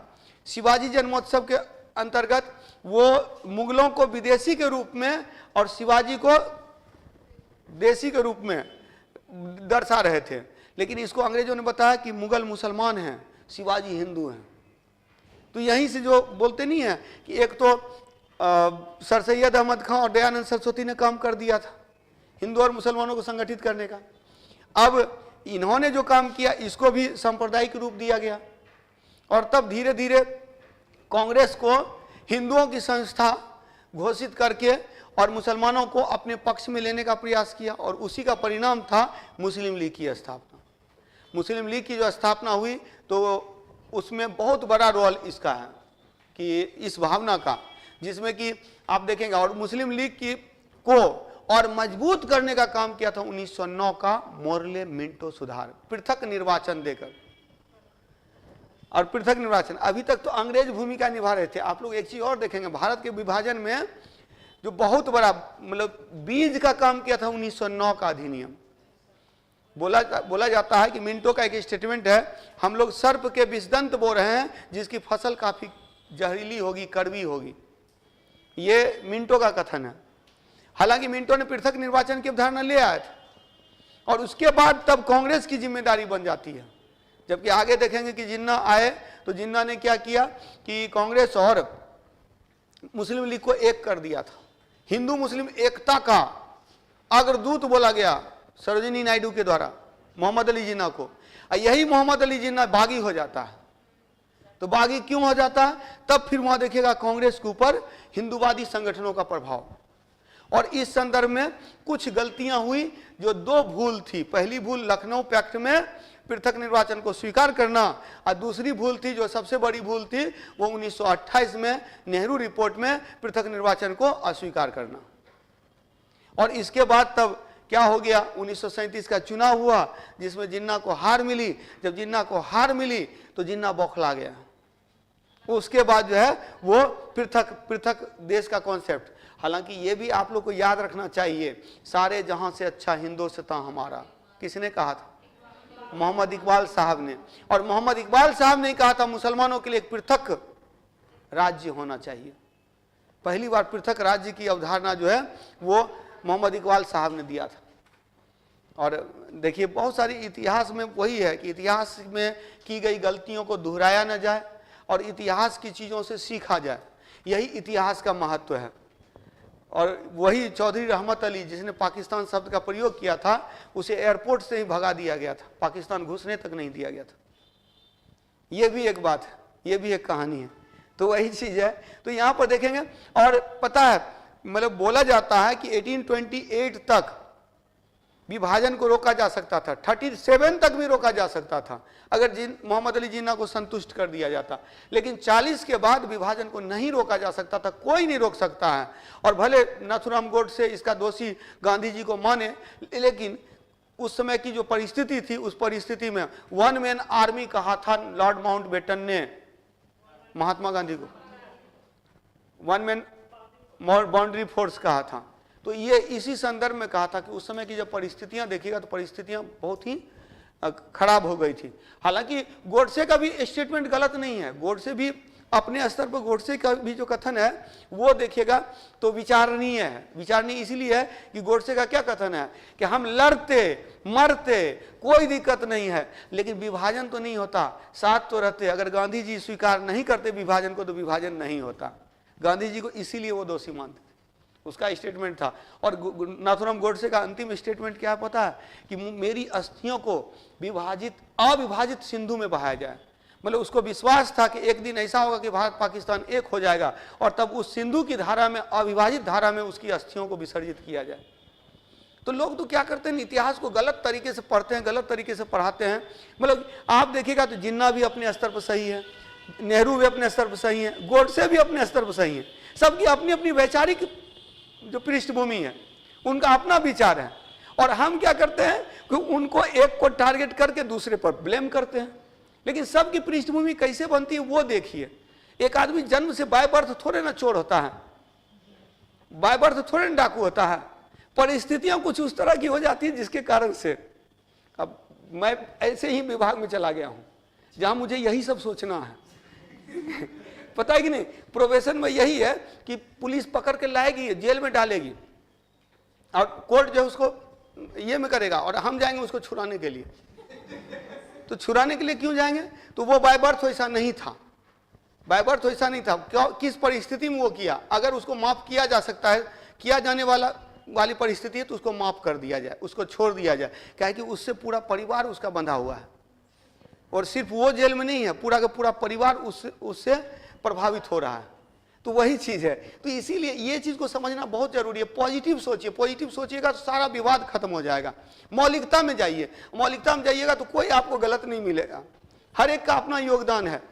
अक्सर लोगों मैं देखता हूं राजनीति में क्या होता है ना कि लोगों का विरोध करते हैं, लेकिन लालू जी का अपना योगदान है, अपने सीएम साहब का अपना योगदान है, मोदी जी का अपना योगदान है, सबका अपना अपना योगदान है। और बहुत सारे डिसीजन जो लिए जाते हैं परिस्थिति बस लिए जाते हैं। आप भी प्रशासन में जाइएगा तो आपको भी परिस्थिति बस बहुत सारे डिसीजन लेने पड़ेंगे, जहां की आपको हो सकता है कि गलत सिद्ध किया जाएगा, एक के द्वारा गलत सिद्ध किया जाएगा, दूसरे के द्वारा आपको स्वीकार किया जाएगा। तो ये चीजें हैं, तो वहां पर कहीं ना कहीं जो नियम कानून के तहत आपको चलना पड़ेगा, तो वो चीज सीखना पड़ेगा और वही सकारात्मक सोच। यही कारण है मैं बार बार बोलता हूं कि जब कोई सिलेक्शन ले लेता है तो देखिएगा वो बार बार सिलेक्शन ले रहा है, क्योंकि वो जब सरकार का पार्ट बन जाता है ना तब सरकार की चीजों को समझने लगता है, तो उसकी लेखनी में भी वो नजर आता है। और जब तक हम सरकार के पार्ट नहीं है तो सरकार के विरोधी बनकर रहते हैं, तो हमारी विचारधारा जो है वो वाली आ जाती है, विरोध वाली विचारधारा आ जाती है, वो दिखती है तो लगता है कि ये प्रशासक बनने के योग्य नहीं है। कहीं ना कहीं आपके आंसर में वो चीजें दिख जाती हैं, तो इसके कारण से आपको नंबर नहीं मिलते हैं। स्पेशली यूपीएससी के संदर्भ में तो यही चीजें हैं, वहां जब चीजें होती है। चलिए चीजों को पॉजिटिव वे में समझना। लॉर्ड डफरिन के बाद कौन है? लैंसडाउन। लैंसडाउन है तो नेक्स्ट लिखेंगे लैंसडाउन। अच्छा, लॉर्ड डफरिन के काल में ये याद रखिएगा, भारत का अंतिम विस्तार, भारत का अंतिम विस्तार किसके समय में है? डफरिन के समय में, जब बर्मा को भारत में मिलाया गया, बर्मा को भारत में मिलाया गया, बर्मा को भारत में मिलाया गया, तो ये भारत का अंतिम ब्रिटिश शासन के अंतर्गत अंतिम विस्तार था। इसके बाद नेक्स्ट करते हैं हम लोग लैंसडाउन। लैंसडाउन, अब लैंसडाउन उतना इंपॉर्टेंट, लैंसडाउन और एल्गिन उतने महत्वपूर्ण नहीं है, फिर कर्जन से हर साल हम लोग के लिए महत्वपूर्ण है।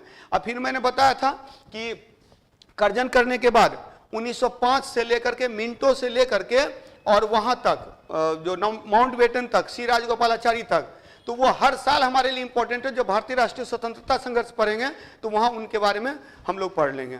क्लियर? तो लैंसडाउन के संदर्भ में लैंसडाउन का कार्यकाल कब से कब का है? 1888 से 1894, 1888 से 1894।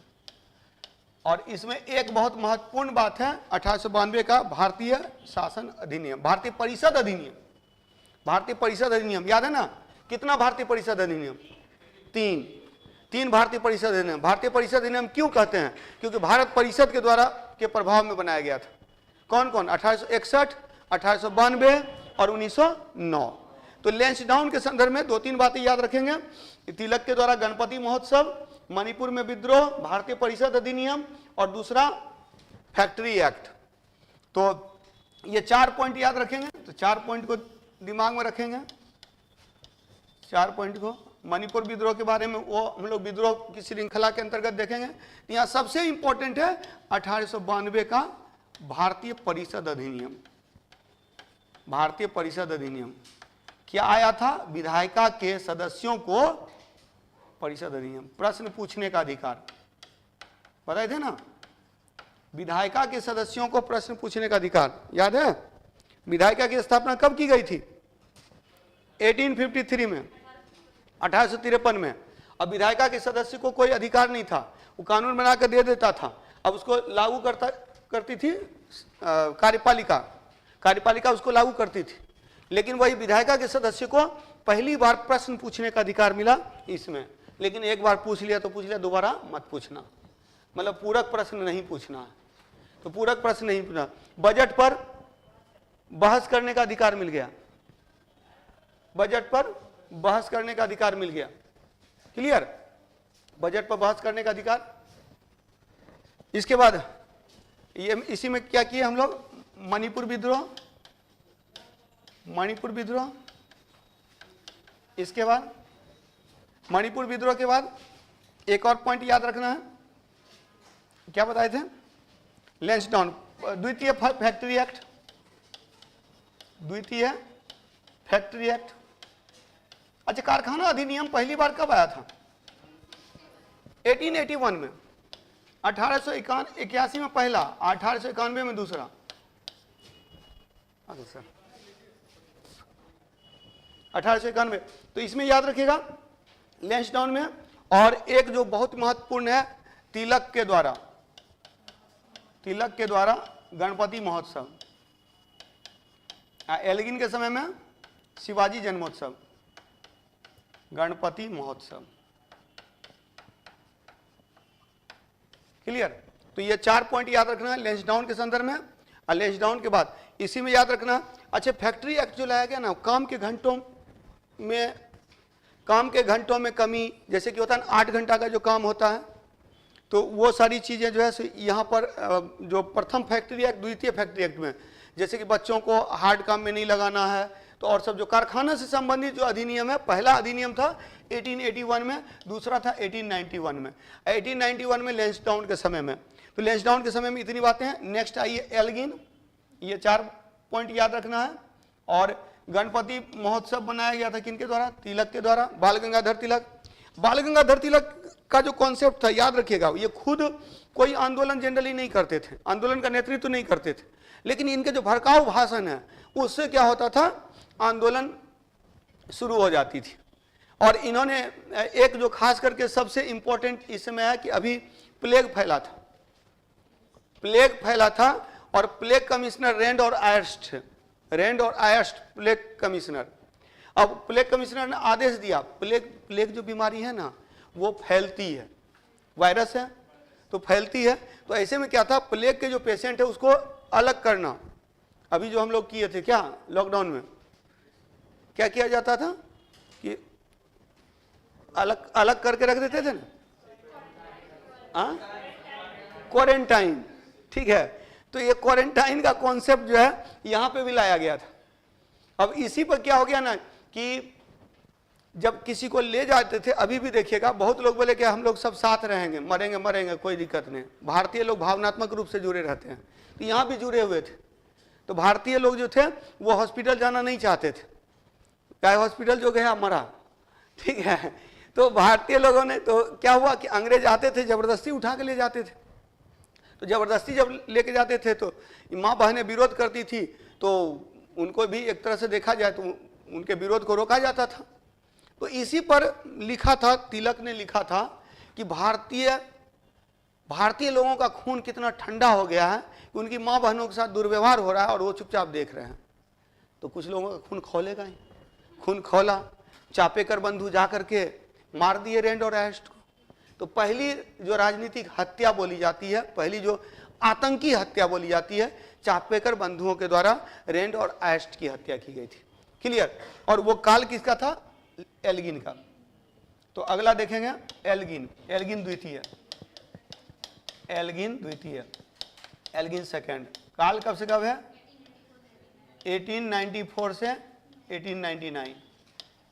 और इसके काल में दो तीन चीजें हैं। एक तो हो गया क्या?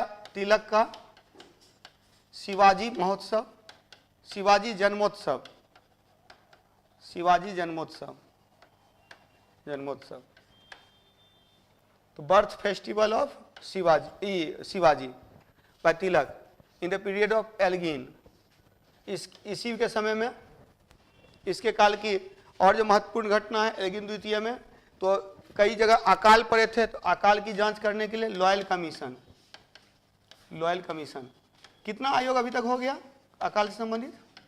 ये तीसरा आयोग है ना।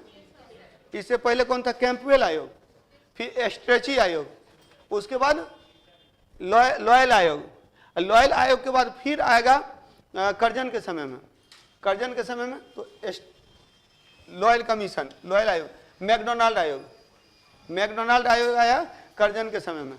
ये चारों क्रम में याद रखिएगा कि कौन पहले आया कौन बाद में आया। क्या है कि आजकल सिविल सेवा में का एक फेवरेट क्वेश्चन है, क्रम में पूछा जाता है, तो वो ध्यान में रखेंगे। लॉयल कमीशन, लॉयल कमीशन का गठन किया गया एल्गिन द्वितीय के काल में, एल्गिन सेकेंड। तो कार्यकाल कब से कब है? 1894 से 18। अच्छा, वो प्लेग जो फैला था, प्लेग इसी के समय में, और इसी के समय में क्या हुआ था? चापेकर बंधुओं द्वारा उसकी हत्या कर दी गई थी। तो प्लेग महामारी। अब प्लेग महामारी के बाद क्या था? चापेकर बंधुओं द्वारा, चापेकर भाइयों द्वारा, गणेश दामोदर चावरकर चापेकर, विष्णु दामोदर चापेकर, चापेकर बंधुओं के द्वारा, बंधुओं के द्वारा, दोनों भाई हैं, बाद चापेकर ब्रदर्स, हाँ मतलब तीन भाई हैं, तीन भाई। चापेकर बंधुओं के द्वारा हत्या, किसकी हत्या?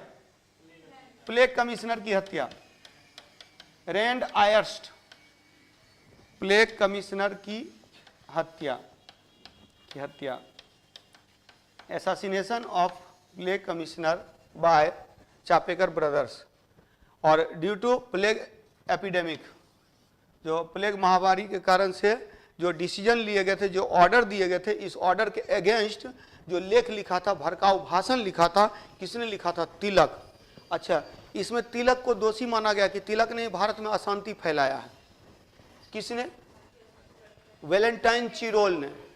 वैलेंटाइन चिरोल ने एक पुस्तक लिखी थी, इंडिया अनरेस्ट, अशांत भारत, याद है? इंडिया अनरेस्ट में दो चीजों को भारतीय अशांति का जनक माना गया है, पता है ना? भारतीय अशांति का जनक दो चीजों को माना गया है, एक व्यक्ति को, एक संस्था को। संस्था कौन?